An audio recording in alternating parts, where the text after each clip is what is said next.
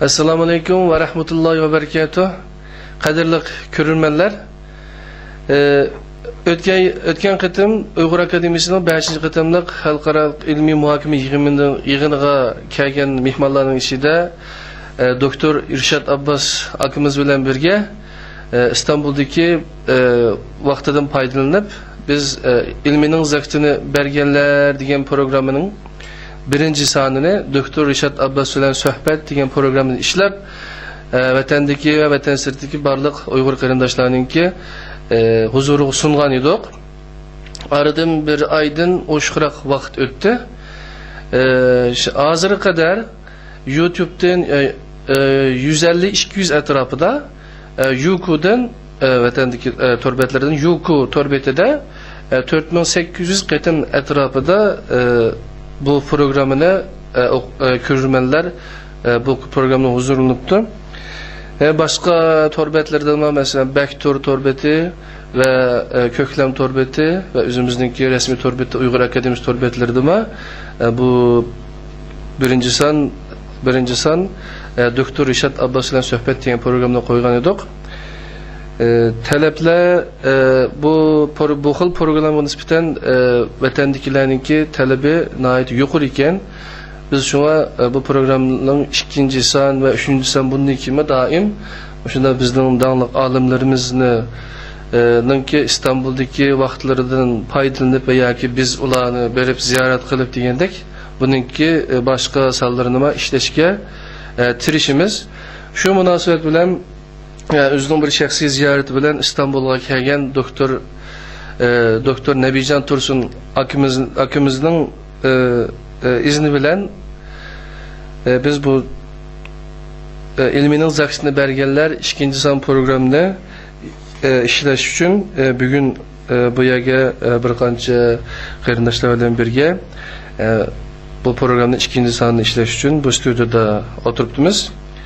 Nebijan Tursun akımız bu programın bir sohbet karakterli bir program buluşunu teklifini verdi. Hem Nebijan akımız vatandaki ilimçeyi qatarlıq bir qancha faaliyetlerden, aşıqıl ilim şeylerden, sohbetlerden haberdar bulup tuğaçqa biz şu xil program bolsa, şu xil şekilde bolsa texmi yaxşı bulup ekan degan teklifni bergechke biz bugün Doktor Nebijan Tursun bilen sohbet degan programni işleş üçün mihmanlar bilan bu yerda bu programa katıldık. Şu münasebet bilen bugünkü bu programa katılgan bir qancha mehminimiz var. Bularni men tanıştırsam mı buludu, lekin Türkiye'ninki nimisi sorunlarda adette her adam bunda sorunda oturgan çağda özünü tanıştırdı. Şu an bu münasebetle biz ben üzemni bir tanıştırırsam onundan kin mehmanlarım özünü tanıştırsa Nebijan akımızını onundan kin men atayten üzem onunki kısqış tercümalını okup versem onundan kin sorulduğun bir qancha sual var. Stüdyomuzdaki mehmanlar suallarını sorusa Nebijan akımız onunla cevap verse muşu karakterde bolsa dep oylayma.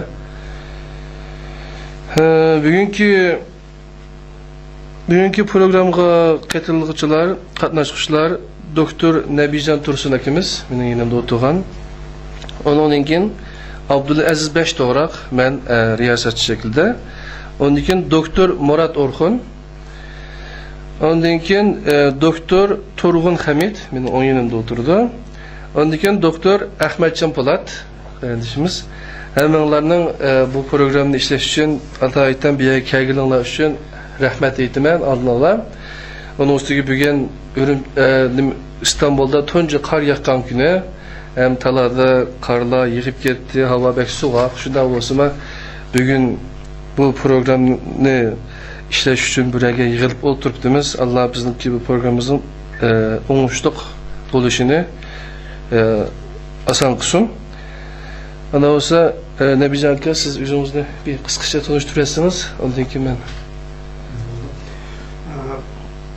bugün benim bu İstanbul'a keliş yani tatil kılıp keliş münasibetim bilen sizin beni bu yerge teklif kılıp Uygur Akademiyası'da başka bizim yaş Uygur ziyalilerini, doktorlarını bir yerge cem kılıp bu şekilde bir sohbet uyuştuğanlığınızga ait rahmet eytimen. Bu men üçün ait yaxşı bir fırsat. Birisi her birinler bilen didarlaşış, her birinler bilen fikirleşiş, sizlerden kıymetli fikirlerini anlaş, hem sizlerden ögünüş men üçün ait bir hoşalınarlık iş. Size köp rahmet. Benim ismim Nebican Tursun. Ben özüm burun Ürümçi'de Şinjan Üniversitesi'de işlegen, keyin Rusya'da okugan, yani Rusya emas, Sovet İttifakı devrinde, Sovet İttifakının ahırkı mezgillerinde şu Moskova'da okugan. Sovet Pella Akademiyası deydik, keyin Rusya Pella Akademiyasiga o'zgarib ketdi. Şu yerda tarix pellari bo'yicha doktor unvoni olgan. Kasbim asosli tarix, ya'ni Uyg'urlarning tarixini tadqiq qilish. Shundan tortib hozirgacha mush kasb bilan shug'ullanyapman. Nurg'un vaqtlarim butunlay mushu ish bilan tadqiqot bilan o'tadi. Men o'zimning bu kasbimni yaxshi ko'raman. Chunki her bir adamın özünün tanlagan kasb oldu, söygen kasb oldu, söygen işi oldu. Her bir adamın özünün bir tanlaşı oldu. Bu benim hayatımdaki bir tanlaş. Bolup özümün, milletimnin, Uygur halkının ötmüşini tadqiq qilish, şunu ögünüş, mol medeniyetini bilish. Hakikaten bu bir adamın hayatı, bir adamın ömrü yetmeydiğen, bu nurg'unlagan adamlarning fedakarlığı, nurg'un vaqtlarini sarf qilishini talab qiladigan bir emgek. Şunun içinde fakat mening qilayotganlarim fakat tamchilar desek bo'ladi. Hammalarga ko'p rahmat. Bir savol Bu programda qatnashgan yana bir qimmatli mehmonimiz doktor Turgun Hamid Efendi o'zidan qisqacha tanishtirib o'tsa. Assalomu alaykum. Men 1972-yili Aqsu'da tug'ildim. Başlangıç ve orta mektep terbiyesini Aksu'da aldım. Üniversite 1990 yıldan 1992 yılgacha G'arbiy Şimal Milletler Enstitüsü'nde tıbbi hazırlık okudum 2 yıl. Tıbbi hazırlık bittikten sonra 1992 yıldan 1997 yılgacha o Şiyan Tıbbi Üniversitesi'nde tıbbi fenlerinde doktora okudum. Baklavurluk ünvanı alğandan keyin memleket qaytib keldik. U yerda 2 yil ishladim. Ondan keyin 2000-yili texmo bu kasbda yuqori o'rlash maqsadi bilan Turkiyaga keldim. 2002-yildan 2008-yilgacha Türkiye Cumhuriyeti Erciyes Üniversitesi'ndeki tıbbi fenler fakültesinde şu yürek kan tumor güzellikleri bölümünde doktora okudum. 2008 yılı doktoramla alğandan keyin Türkiye Cumhuriyeti Səhiyyə Ministerliğininki körüstüşü bilen Hatay vilayetinki İskenderun şehrinde devletlik doktorxanada 2 yıl işledim. Mecbur hizmet vazifesini ödedim. Onun için 2010 yıldan 2011 yılgacha İstanbul'a qaytib kelgandan keyin İstanbul Bayrampaşa devletlik doktorxanada yürek kan tumor kasallikleri mutaxassis bo'lib işledim. 2011 yıldan 2013 yılgacha şu angacha Şişli Atfal, İstanbul Şişli Atfal Təlim Tərbiyə ve Tədqiqat doktorxanasında yürek kan tumor kasallikleri bölümünde mutaxassis doktor bulup işləyətmən. Bugün Nebican Tursun hakkımızın keliş münasibetiyle bir araya cem bulduk. Biz buna ait suyunduk. Her emeğiyle rahmet etmem. Rahmet sizge. 5. qatımlıq Uygur Akademiyasının ilim muhakimi yığını ötküzgen şu salonuma doktor Turgun Hamid Efendi'nin ki nimesi bilen yardım bilen aşağıda yaxşı ötküzüldük. Bu münasibetle size yeni bir qatım rahmet etimiz. Ondan başka doktor Turgun Hamid Efendim bizninki Uygur Akademiyasının azası bulup kalmasın. Yani Uygur Akademiyasındaki 5 daimi heyetninki birisi. Rahmet sizinki şu suaq demeyip kelip bizninki işlerimizle katılganınızga rahmet. Hem de mihmanlarımızdan doktor Murat Orxun Efendi özünü biraz tanıştırıp etse. Evet, Esselamu Aleyküm. Ben özüm tanıştırıtay. İsmim Murat Orxun. Ben 1972 yılı şu Aqto'nun Oytağ degen institutda bo'lgan. O'qishimni tamomlagandan keyin boshlang'ich maktablarni keyingi o'qishlarimni Atish shaharlik birinchi o'tirib tugatgan. Universitetda elektrik energiya kasbida o'qidim 90-95 yillari. Hozir u Şinjan Sanat institutida edi, hozir Şinjan universitetida qo'shilib ketdi deb anladim. Türkiye'ye kelgandan keyin bilgisayar, kompüter mühendisliginde aspirantlik o'qishni o'qidim 98-2001 yillari arasında. Keyin yana o'xshash kompüter mühendisliginde İstanbul Teknik Üniversitesi'nde 2003-2010 yillar arasında doktorluk o'qishni tamomlagan bo'ldim.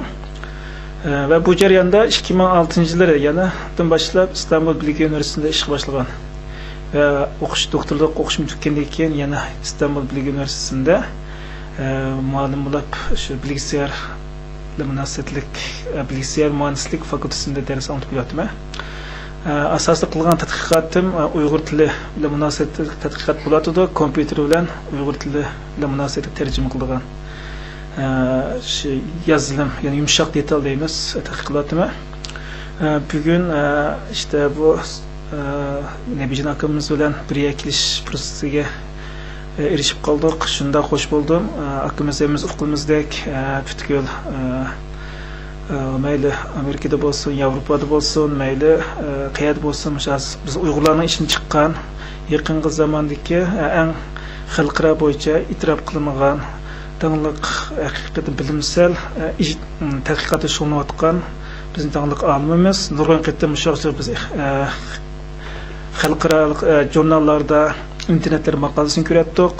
Bugun mana yana o'tirib bir ko'rishish fursatimiz bo'lgani uchun hayajonlandim. Kecha uyqum kelmay jiq tushgandim. Qanday fursatni qanday qilib yaxshi foydalanib qalbimizdagi aqlimizga tarixli munosabat ba'zi savollarni so'rasam qanday bo'ldi deb shuni o'ylab shunda kun sanajib oxir bugun shu fursatga erishdim.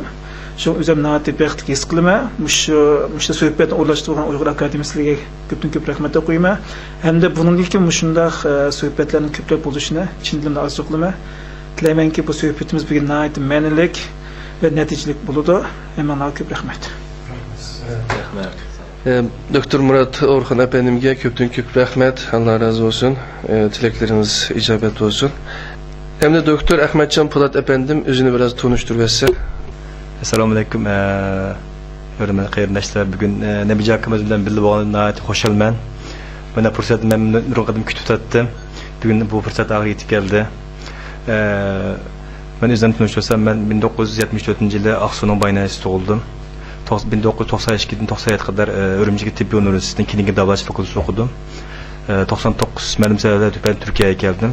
2001dan boshlab 2001-yili Turkiya Cumhuriyeti Samsun 19 Mayıs Üniversitesi'ndeki tıbbi fakültesinde klinik davolash fakültesinde okudum. 2008 o'qish bitirgandan keyin ta hozirgacha İstanbul Arnavutköy nahiyasida oyda o'tirib ishlayapman. Shuning bilan birga Uyg'ur Akademisida yana vazifa yutyapman. Rahmat Doktor Murat Orhan, Doktor Ahmetcan Polat, Doktor Turg'un Hamid ve Nebijan aklarımıza köptük rahmet. Hemen özümle bir qator tanıştırıyordunlar. Ben özümü tanıştırıyorsam, benim ismim Abdülaziz Beştoğrak. Ben 1975 yılı 4. ayın 12. günü Xotan'ın Keriye nahiyasida tug'ilgan. Biz 5 akufka qarindosh. Ondan keyin men 1992 yildan tortib shu ilm tahsil qilaman deb Şinjan Sanat Üniversitesi'ne kirgan 96 yilda u yerda o'qish bitirdim. O jarayonda ben Doktor Murat Orhan efendimle shu yerda tanishgan. Biz maktabda yaxshi aralashib o'tdik. Doktor Nebijan Tursun akamizni o'zini ko'rmagan bo'lsak-mu, biz shu vaqtlarda Moskva xiyallari nomli asarlarini shu yerda o'qigan biz. Şu maktabda o'qish jarayonida men o'zimning kasbini egallashdan başqa chet tili, yapon tili degandek tillarni o'qigan. Undan keyin 96 o'qish bitirdim. 98gacha shu san'at institutida va boshqa maktablarda yaponcha kurs ochdim 2 yil va bir tarafda ingliz tilini o'rgandim. Undan keyin 2000 yildan 2006 yilgacha Ben İşkir'de Gongju'da turdum. 2006'dan tartib şu oğlumuz Adnan 5 doğraqni, uçaqda 5 yaşlıdı. Çatalda o'qitimiz deb çatalga chiqqan. Ondan keyin şu İstanbul'daki hayatımız 2008 yıldan tartib İstanbul'da 3 oğlum var. Hazır Uyghur Akademisi'ninki katibi, baş katibi olup işlevatım. Bir yarım ay oldu. Uyghur Akademisi resmi işe düştük. İnşallah Uyghur Akademisi tekrar bir canlanğısı. Bu katımki 5. katımlık ilim muhakeme yığınından ben. Hemimiz nait memnun kaldık. Nebican akımız işinin aldıraşlık sebebinden kep olamadı. Şundan olsun biz nurgun yaxşı neticelerge erişik dep oylayman. Bu arada şu yığınımız katlaşkan Doktor Şöhret Mutellib akımızın dünyadaki on çoğun keşfiyatlar işide şöhret kazanganlık ve mukafatga erişkenligi toğruluk haberler anladık. Onun ait kuşalımız. Bugünkü söhbetimizde biz Doktor Nebijan Tursun akımızın bu söhbette başlaştım burun. Ben tarih felsefe pelleri doktoru Nebijan Tursun akımız hakkında biraz bir düşünce birip özsem. Nebijan Tursun akımızın hayati ve ilmi emgekleri rastgele kalacakta Nebijan Tursun akımızla biz 2 yıl burun İstanbul'a kelgen çağda şu çağda tunji qatimni ko'rgandim. Shu kelishdan burun biz Uyghur Akademisining to'rbetida bir Nebijan Tursun akamiz to'g'riliq bir nima tarjimalarni chiqarmizda ben internetdan resim izlab yurib hech qayerda Nebijan Tursun akamizni resmini topolmagandim. Shu chaqda Nebijan Tursun akamiz kelgandan keyin ko'rib u chaqda nihoyatda xush bo'lgan. Bugun meni ben ciddileşip duruyorum. Bugün şu sohbetimizde üz bilen birge başka birkaç mihminimizin var. Şu sohbetini hep görüyoruz. Nebijan Tursun akımızda hemmenler birisizler. Moskva xiyallarını okugansızlar. Hem de başka Nebijan Tursun akımızdan başka nime emgekler var diyen çağda tarih felsefe pelleri doktoru, Uyghur ve Orta Asya siyasi medeniyet tarihi tədqiqatçısı. Nebijan Tursun akımızdan Moskva xiyalları namlıq çoğun hacimlik uçurki 1995-1998 yıllık bo'lgan aralıkta Tanrıtağ, Şinjan Medeniyeti, Bostan, Təqdirlaşlar qatarlıq jurnallarda tekrar ilan kılıngan.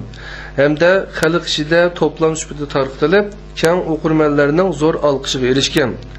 Şunun bilan birge Nebijan Tursun akamiz keng jamoatchilikka tonilgan. Onun ilmi ijodiy faoliyatları ilgili Ürümçi Keşik Gazeti, Şinjan İşçiler Gazeti, Tanrıtağ jurnali, Asiya kindiki bizning doktorlarimiz, Ürümçi Televiziyasi, Uyghur Avazi Qozog'iston, Yangi Hayot Gazeti Qozog'iston, Qirg'iz Tug'i Qirg'iziston Bishkek, Pioner Amerika, Şinjan Jungo'nun g'arbidagi musulmonlar rayoni Amerikadagi qatorliq kitap, jurnallar ve teşviqat vasitalarida tunishtirilgan.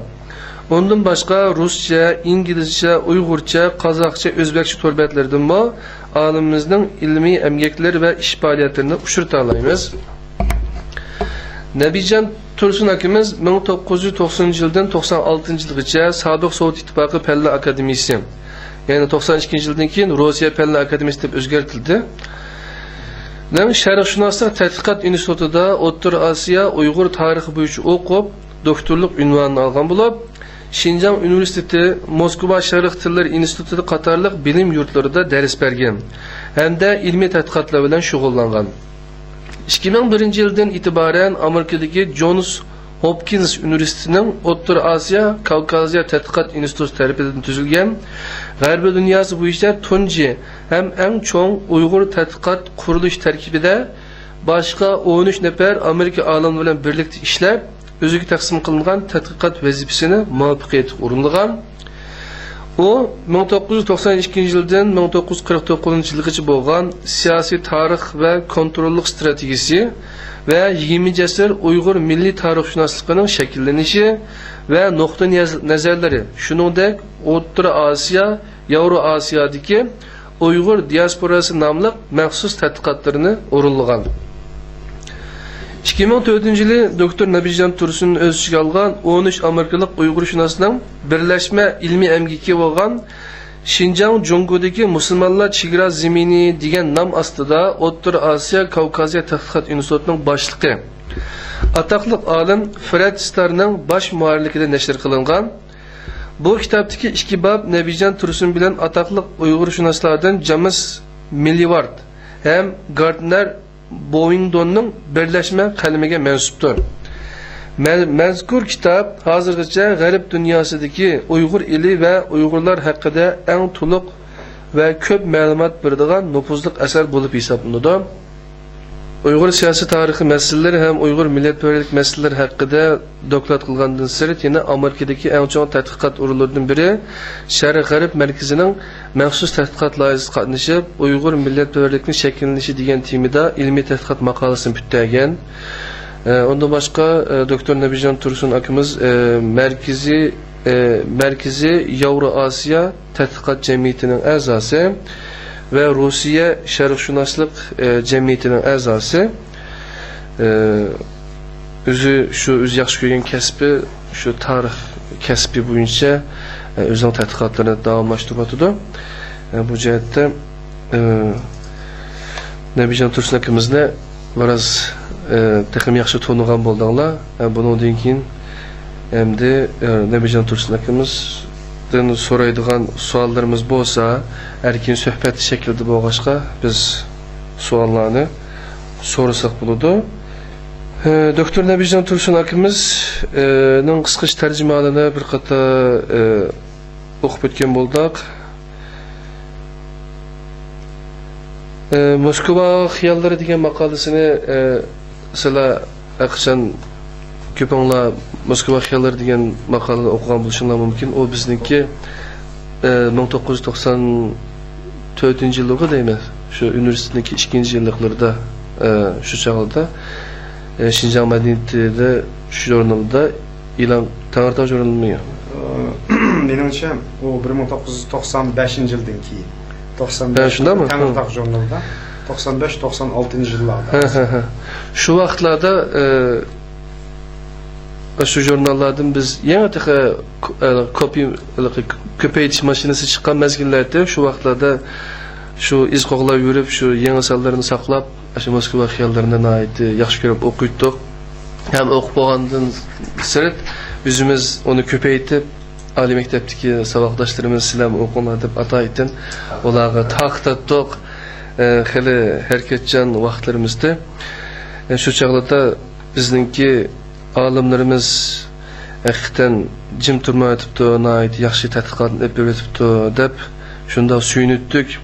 Hatto ba'zi tarixiy romanlarni o'qib ko'nglimiz yerim bo'lgan chog'da Doktor Nabijon Tursun akimizningki Moskva xiyallari degan maqolasi o'qigandan keyin bizningki bu Uyg'urlarning faqatla bizning shu vatanimizda ham yaşamaydiganlik, ondan boshqa sirtma, masalan, O'rta Osiyo, Rossiya, boshqa taraflarda, boshqa yerlarda yashab, u yerlarda doktorolab, muhim xizmatlarni qilib, ma'lum shu davlatningki ilmiy sapasi, ilmining kuch-qudratininki yukselishiga har qaysi jihatdan to'pa qo'shganligini anglab, ko'zlarimizdan yoshlar tamitdi.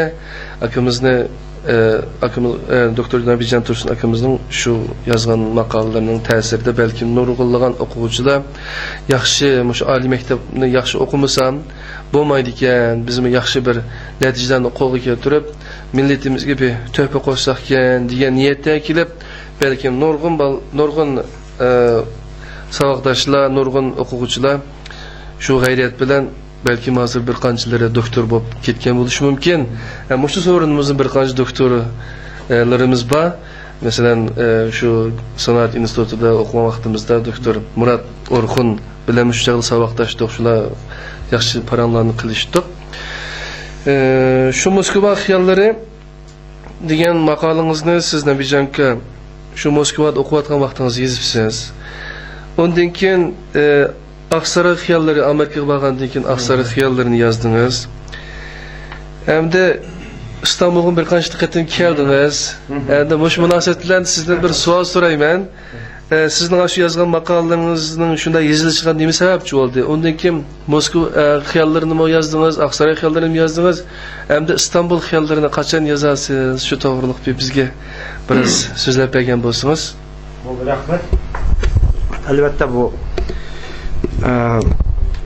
yazmoqchi bo'lgan xiyollar haqida gap qilishdan ilgari oldin yozgan xiyollar haqida ozroq siz degandek tushuncha beray. Ayni vaqtda xuddi sizmi shundoq ayni vaqtda mening asarimni o'qiganda bizda shundoq olimlar chiqqan ekan, shundoq kuchli ziyolilarimiz har qaysi davlatlarda yetishib, shu davlatda shu davlatning madaniyati, ilm, fani va boshqa har sohalarga zo'r haslarni qo'shib, o'zining o'rnini tiklayagan ekan. Demak, bizning millatimizmi ana shundoq aql egallarkan, shundoq ishlarni qilishga, shundoq muvaffaqiyatlarni qo'lga keltirishga tamoman qobil ekan degan o'yga kelib hayajonlanganligingizni men tushunaman. Menmi naq sizga o'xshash boshqalarning yozgan asarlarini o'qib, shundoq hissiyatli bo'lgan. U vaqtda menmi xuddi sizlar yosh bo'lgandek menmi yoshdim. Menmi shundoq hissiyatchandim, jiq narsalarni xiyol qilatdim, orzu qilatdim, umid qilatdim. To'xtamay kecha-kunduz kitob o'qiydim. Eng yaxshi yozilgan asarlarni sizlarga o'xshash izlanib yurib o'qatdim u vaqtning o'zidimi. Menmi boshqalarning asarlaridan o'qish orqali bizning Uyg'urlarda shunday kuchli olimlar bo'lgan ekan degan tushunchalar kelib, o'zimni bir kuchli qilib tarbiyalashga tirishgandim. Masalan, mening shu vaqtlarda hayotimda eng kuchli ta'sir ko'rsatgan odamlar, kishilar Abdurayim O'tkir o'zimizning va boshqa nurg'unlagan o'zimizning milliy Uyg'ur ziyolilarimiz men kuchli ta'sir ko'rsatgandi. Shularning asarlarini o'qish orqali, shularning asarlari orqali bizda shunday buyuk olimlar Mahmud Qashqari, Yusuf Hosajibdek va boshqalardek shu o'tir asrda dunyoda nurg'unlagan millatlar, nurg'unlagan davlatlar jaholat davrida yashayotganda buyuk madaniyatlarni barpo qila olgan, to'hfalarni yarata olgan olimlar bo'lganligi, bizning Uyg'urlarning ana shu olimlarning avlodlari ekanligini shularning qalami orqali bilib, demak bizmi ashunchalik bo'lolmasaqmi shularning izini bosa olamiz ekan degan o'yga kelib bir tirishchanlik ideyasida bo'lgandim. Keyin demak Moskvada o'qidim. Mening o'qigan vaqtim dal Sovet ittifoqi degan bu davlatning eng oxirgi bir jon talashayotgan paytlar ekan. Ya'ni 1990-yildan 92-yilgacha bo'lgan oraliq shu Sovet ittifoqining eng oxirgi bosqichlari. Uning vayron bo'lish bir bosqichida men Moskvaga bordim. Moskvadagi Sovet ittifoqi Palla akademiyasi, ya'ni ayni vaqtda SSSR Palla akademiyasi deb atalgan dunyodagi eng kuchli, eng cho'ng bir akademiyalarning biri. Shuning sharqshunoslik institutiga qabul qilindim. Chunki mening ruscham nihoyat yaxshi edi. Men o'zligimdan shu rus tilini nihoyat tirishib o'rgangandim. Balkim shu rus tilini tirishib o'rgansam kelgusida bir chet ellarga chiqib o'qishim mumkin degan o'y bilan men boshqa chet tillarni o'rgangan bo'lsam, lekin asosli rus tilini o'rganganman. Shu natijada ham men aspirant bo'lib, ham o'qituvchi bo'lib qilganligim uchun rus tili natijam va boshqa mushu natijalarim bilan Moskvaga berib, Moskvadagi shu Palla akademiyasining sharqshunoslik instituti qabul qilinib, shu yerda maxsus Uyg'ur tarixi bilan shug'ullandim. Shu jarayonda ham bu Sovet ittifoqidan iborat Uyg'urlarning tarixini nihoyat uzun mezgil tadqiq qilgan. Sovet ittifoqidan ilgirki Charusiya davrida nurg'un rus olimlari tadqiq qilib to'plagan nurg'unlagan materiallarni, Sovet olimlarining materiallarini, rus klassik olimlarining materiallarini, shuningdek rus tiliga tarjima qilingan boshqa Yevropa olimlariningki Uyg'ur tarixiga oid asarlarini, shuningdek yana O'rta Osiyodagi har qaysi millatlardan, Turkiya qarindosh millatlardan chiqqan olimlarning yozgan O'rta Osiyo tarixiga oid, Uyg'ur tarixi, madaniyatiga oid asarlarini o'qishga muvaffaq bo'ldim. Shu jarayonda o'z millatimni, Uyg'urlarni texnik cho'nqur tushunish bir imkoniyati bo'ldi endi. Undan boshqa yana albatta biz ayni vaqtda Bejinda bu Markaziy Millatlar universitetida o'qiyotgan vaqtida men aytdi, yaxshi bir tarbiyalanish imkoniyatlari ega bo'lgan, turkshunoslik kasbi, Uyg'urshunoslik kasblari bo'yicha ko'p imkoniyatimizning yetishicha materiallarni o'rgangan bizning ustozlarimizmi bu jihatdan aytdi, yaxshi bir imkoniyatlarni bizga ato qilgan. Shu jarayonda ko'p narsalar bilan bilimlar bilan tanishdik. Bular hammasi bizga bir asos bo'ldi dastlabki. Demak, shu asoslar asosida keyin bilimimizni texnik cho'nqurlashtirdik, texnik kuchaytirdik. Endi shu jarayonda demak gapimizni kelsak, Moskva xiyollar masalasiga kelsak, shu Moskvada o'zim shu Sovet ittifoqining yiqilishidan iborat bu reallikni o'z ko'zim bilib ko'rdim. Shunchalik qudratli bir kuchli davlat yiqildi. Bu yalğız men emas, dunyodagi nurg'un insonlarni hayron qoldiryapti. Nurg'un insonlar shu chaqdan hayron qoldi. Bu dunyoni zilzilga solgan 20-asr insoniyat tarixidagi bir 19-20-asr mush yaqinqi zaman tarixidagi zo'r bir voqea endi. Shu voqeani demak oxirgi hisobda o'z ko'zim bilan ko'rdim-da u yerda. Shu jarayonda men ko'p o'ylandim, ko'p tafakkur qildim.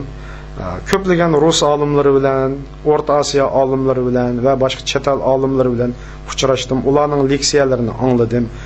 Rus tilidan iborat men o'rgangan bu chet til orqali yana nurg'un bilimlarni o'rganish imkoniyati bo'ldi. Shu jarayonda men o'zimning o'rgangan tarix bilimlarim va boshqa ko'rgan shu realliklar asosida uni o'zimizning Uyg'ur millatining madaniyati, ma'rifi, tarixi va mavjud holati bilan bir selishtirish imkoniyati bo'ldi.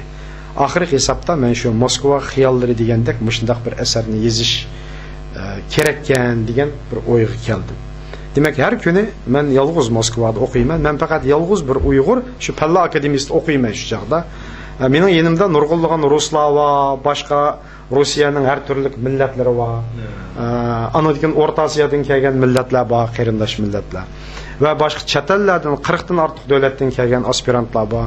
Shular bilan kunda fikrlashimiz, suhbatlashimiz, birga o'qiymiz, paranglashimiz. Mening har bir qadamim, demak, har bir suhbatlarimda bir xiyol mening bilan birgidi. Shuni shu o'zimizning Uyg'urlarning ahvoli bilan selishtirg'im keladi. Oxirgi hisobda men shu o'qish bitirish yillarimdan boshlab Moskva xiyollari degan nomda bir asar yozishga kirishgandim. Albatta men buni Moskva xiyollari deb atamay boshqa bir ism bilan o'yladim. Masalan, Moskvada ko'rganlarim, bilganlarim, Rossiyada ko'rganlarim, bilganlarim degandek. Men yaxshisi bunga Moskva xiyollari deb bu ismni qo'yay dedim. Chunki amaliyotda mening ko'rganlarim, mening surgan xiyollar shu vaqtdagi yolg'iz quruq xiyol emasdi. U reallikdi amaliyotda. Chunki real bo'lgan voqealarda o'ylandim men. Sovet ittifoqining yiqilganligi reallikda. To'g'rimi, to'g'ri emasmi? Uni men ko'rgandan keyin, demak, shu reallikni men yozganligim uchun u xiyol emas u. Ama men endi uningga biroz adabiylashtirib, badiylashtirib, o xiyollar deya ismini qo'llandim. Undan boshqa yana menga bir ta'sir qilgani shu vaqtlarda o'zbeklarning yani dangliq bir yozuvchisi Xurshid Davron deganning bir yozgan asarini ko'rgan. U medal mushundaq bir iborani ishlatgan ekanda. Shuni ko'rgandan keyin bu menga bir ism qo'yishda asarimga bir omil bo'ldi endi. Oxirida u ismni qo'ydim. Shuni bilan sinaq uchun 95-yilda bu asarning dastlabki boblarini bir qancha jurnallarga tavsiya qilgan bo'lsam, lekin buning ichidan bir jurnal, ya'ni Tangirtaq jurnali, nayt xo'shallik bilan ko'rib chiqib, nurg'un joylarni elib o'tib, uni bir tahrirlab, ya'ni ko'p bir qarab chiqishlardan keyin oxirandan uni e'lon qildi. E'lon qilgandan keyin men unchalik ko'p odamlar orasida, o'quvchilar orasida, o'qirmanlar orasida, cho'ng ziyolilar orasida, peshqadamlar orasida bir ta'sir qo'zg'aydi deb o'ylamabdi ekanman. Ammo u haqiqatan ta'sir qo'zg'agan ekan. Shu asarim e'lon qilingandan keyin mana hozir biz marhum deb ataymiz Uyg'urlarning 20-asrda o'tgan mashhur arboblardan Saydullah Sayfullayev, undan boshqa yana masalan Sopoqin Sovrov va undan boshqa yana bir qism shundaq mashhur arboblarni hatto mening bilan bir ko'rishsam deganim bilan boshqalarni vasita qilib taklif qilib berib ko'rishib, ular bilan suhbatlashib oldim. Shu Moskva xiyollari haqida ular bilan suhbatlashgan edik. Nurg'un yosh o'quvchilar bilan suhbatlashib oldik. Undan boshqa yana nurg'un Uyg'ur o'zimizning ziyolilarimiz bilan, yozuvchilarimiz bilan, adiblarimiz bilan, olimlarimiz bilan suhbatlashib oldik. Ularning hammasining shu Moskva xiyollari haqidagi inkaslari yaxshi bo'ldi. Shuning bilan men uning davomini yozishni qaror qilib, davomini yozdim. Tangirtaq jurnali uni davomli keyingi sonlarda e'lon qildi. Albatta u hammasi emas, u bir asli bir kitob endi, taxminan 200 necha betlik, bir 300 betga yaqin kitobdi, ammo uning bir qismi e'lon qilindi. E'lon qilingandan keyin ijobiy baholar yaxshi bo'ldi. Ko'p odamlar aytdi, yaxshi baholar berdi. Hatto bular ichida yaxshi baho berganlar ichida hatto Muhammad Bag'rash akimiz va undan boshqa yana bir qism ziyolilarimiz bor. Ularning hammasining ismini bu yerda atab o'tirishning hech bir atab o'tirish hojatsiz. Demek mening Moskva xiyollarını yazışım ana şundaq bir şaroitda meydan keldi. Aşındaq bir şaroitni başdan keçirdi. Sebep bo'lgan omillar, sebep bo'lgan ahvollar ana shu edi. Ondan keyin albatta Amerikaga kelgandan keyin men bir mezgil turib Aqsaray xiyolları deb mush Amerikada ko'rganlarimni bir yezib chiqay yana davom edib, uning dastlabki loyihalarini tuzdim, yezish kirishdim, uning ma'lum qismlarini yezib bo'ldim, lekin oxirisini to'liq bittirmadim. Sabab nima deganda, mening Amerikada turish vaqtim uzagan sari tushanchamni cho'nqurlashgan turdi. Shuning bilan men haliqi bir joyda qisqa vaqt turib, qisqa yuzaki tushanchalarni yozganning o'rniga ma'lum vaqt o'tgandan keyin andin tushanchalarimning cho'nqurlashiga ergishib yozay degan qarorga keldim. Aqsaray xiyolları siz degandek albatta bir qism yozildi, uning davomi ham yozilyotdi, ham bundan keyin yozaman. Ham İstanbul xiyolları masalasiga kelsangiz, albatta İstanbul men uchun bir go'zal ta'sirotlarni qoldirgan bir shahar. Yalnız men uchun emas, nurg'un Uyg'urlar uchun go'zal ta'sirot qoldirgan bir shahar, ham hozir qoldiryotdi. Yalnız Uyg'urlar uchun emas, bu İstanbul degan dunyoning, butun Yevropaning insonlari uchun bir go'zal ta'sirotlarni qoldirayotgan bir shahar. O men bahalamayman, bütün dünya bağlayotgan bir shahar. Undaq bo'lgandagi bundaq shahar haqida bir xiyollarni, bir ta'sirotlarni yozish albatta men uchun ko'ngilli ish. Yalnız u emas, men sizlarga bir misol qilsam, menga eng cho'ng ta'sir qilgan omillar, men bir qatimliq shu Turkiya ilmiy ziyorat safarimda, ilmiy muhokama yig'inida qatnashish jarayonida men bu Amatsiya viloyatidagi 700 yillik Uyg'ur yezisini alayda ziyorat qilib bordim. Şu joyda bir kun ziyoratli bo'lib, 700 yildan ilgari bizning shu vatandan mushu tuproq kelib makallashib qolgan shu Uyg'urlar bilan ko'rishdim. Shularning uylariga kirdim, ular bilan suhbatlashib oldim, ularning choylarini ichdim. Ularni bugungi o'zimizning shu vatanimizdagi Uyg'urlar bilan shunday selishtirg'im keldi. Selishtirdim, albatta farqlar zo'r. Bular butunlay o'zini Uyg'ur desimi, lekin turmush urf-odatlar hammasi turklashib ketgan. Ammo uning ichidan yana nurg'unlagan Uyg'ur elementlarini topa olasiz. Ularning masalan oilaviy munosabatlari, mehmondorchilik munosabatlari, sizlarni Turkiyada uzun turgan yaxshi bilasizlar. Aqallisi 70 necha yoshlik bovoy biz ziyorat qilib kirgandan keyin bir talbarangliq o'ylida talbarangining ostida o'tirib dasturxon soldi, choy verdi. Choy ichdik, suhbat qildik, tarixiy voqealarni so'radik, hammasini deb berdi, ayt bilimlik bu ekan. Eng oxirida tush vaqt bo'lib qoldi, biz xo'shlashib mangayli desak, "Yo'q, tamoq yepmanglar" dedi. Biz rahmat, biz oldiraydik desam, mo'ram tutib turib, Uyg'urning uyida mehmonni quruq yo'lga soldigan qoida nadi bor? Sizlarda qoldimi, o ishib qoldimi? Bizda yo'q deb shundaq dedi. Men unodan ayt hayajonlandim. O'ltir dedi deb, ayt qattiq ravishda tamoq yepmang. Yemek yemeyi mangdigan ish nadi bor dedi. Quruq choy o dedi. Yemek ayrım dedi. Shundan qarasak ayolni tamoq olib keldi dedi. Birdan tamoq etib keldi. Tamog'i eg'iz tegdik. Shuni xo'shallik bilan quchoqlashib yo'lga soldi. Shu bizning tarixiy vatanimizdagi Uyg'ur qarindoshlarimizga salom yo'lla dedi. Undan boshqa yana bir Uyg'ur kishi ekan, o naq bizning Qashqar tarafining Uyg'urlarga chiroyi shundoq o'xshaydi. Turkcha so'zlaydi albatta. Bizning asli shu Uyg'ur elidan kelgan Uyg'urligimizni bilib bizni quchoqlab turib aytdi hayajonlanib. Mening shu vatanga bir bag'im bor, shu yerdagilar bilan bir ko'rishkim bor, lekin mening iqtisodiy qurbim yetmaydi dedi. Ammo iqtisodiy ahvolim qachon yaxshi bo'lsa, men berib shu yerdagi Uyg'urlar bilan ko'rishkim bor. Ana bu boydan siz qachon Uyg'urlar haqida bildingiz desam, men bir kun televizor ko'rib dedi. Shuna Uyg'urlarni tanishtirdi dedi televizorda. Shu yerda bu qarasam, voy bizning Uyg'urlar ekan-ku deb qarab, eng oxirida qarab tursam Uyg'urlar otlarni mundaq haydayotganini ko'rdim dedi. Qarasam, cho deb hayday qarab, voy bizmi cho deymiz, mush gap bo'lsin saqqapti-ku deb. O'zi o'xshash bakan-ku deb, mana bizda o'rtaqlik bakan deb shundaq dedi endi. Degandikin ayt so'yindik. Demak, u Uyg'urlar buningdan 700 yillar ilgari, ya'ni surishtirganda bizning shu Turpan Idiqutligi davrimizda şunun oxirgi bosqichlari bo'lsa kerak, shu vaqtlarda shu Uyg'ur elidan va boshqa joylardan, O'rta Osiyodan bo'lgan boshqa turkiy xalqlar bilan birlikda Anatoliya tuproqlariga kelib, shu Uyg'ur Arabna begligi degan Uyg'urlarning begligi bor-ku, tarixda yozildi. Sivasdagi shularning tarkibida turgan Uyg'urlar ekan. Uning deyishicha, boyning deyishicha, ikki Uyg'ur, aku ina aylanıp çökülüp muş Karadeniz taraflar orqali kelib dalash Uyg'ur yezisida o'ltiraqlashib qolgan ekan. U yerning asli boshqa begi bor ekan. Ular boshda bular gumoniy qarabdi, asta ular chiqishib o'tgandan keyin u beg o'zining qizini o akinning birisiga akaga beribdi. Shuning bilan o'yinib u yerda asta o'zining obro'yini tiklab, shuning bilan shu yurtninki beshi bo'ldi. Shuning bilan asta bulardan kengayib şu Uyg'urlar bugungi Uyg'urlar shakllangan ekan. Ammo bu Uyg'urlar eng ko'paygan vaqtida 5000 ga yetgan ekan nufusi. Hozir ko'p azlab 1200 odam qoldi deydi bu noyida. Sabab nima degancha keyingi vaqtlarda iqtisodiy sabablar tufaylidan nurg'un yoshlar bu Istanbul qatorliq boshqa shaharlarga ketibdi-da ular. Ketib u yerda asosligi o'sha cho'ng yoshlik odamlar ushoq bolalar qolibdi. Mahallalarga qarasak bu ahvolga qarab turib deydi bizning bu noyi balkim bir Uyg'ur qasabasi edi.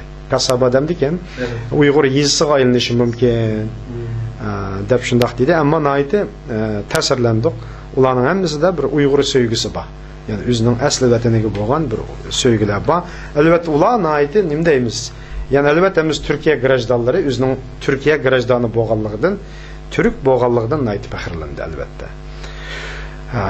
Shundaq narsalarni ko'rdik. Albatta bularni ko'rganda cho'qim men Istanbul xiyollari, albatta Istanbul xiyollari emas, Turkiya hamda ta'sirotlari. Nurg'un ta'sirotlar bor. Ulam emas, yezish o'yga keldi. Alloh nasib qilsa, uni yozamiz. Xudoyim bursa boshqa ishlar bor. Planlayotgan, yezayotgan narsalar shuni tamom qilgandan keyin u ahtimol cho'qim yezish mening bir muhim orzularimning biri.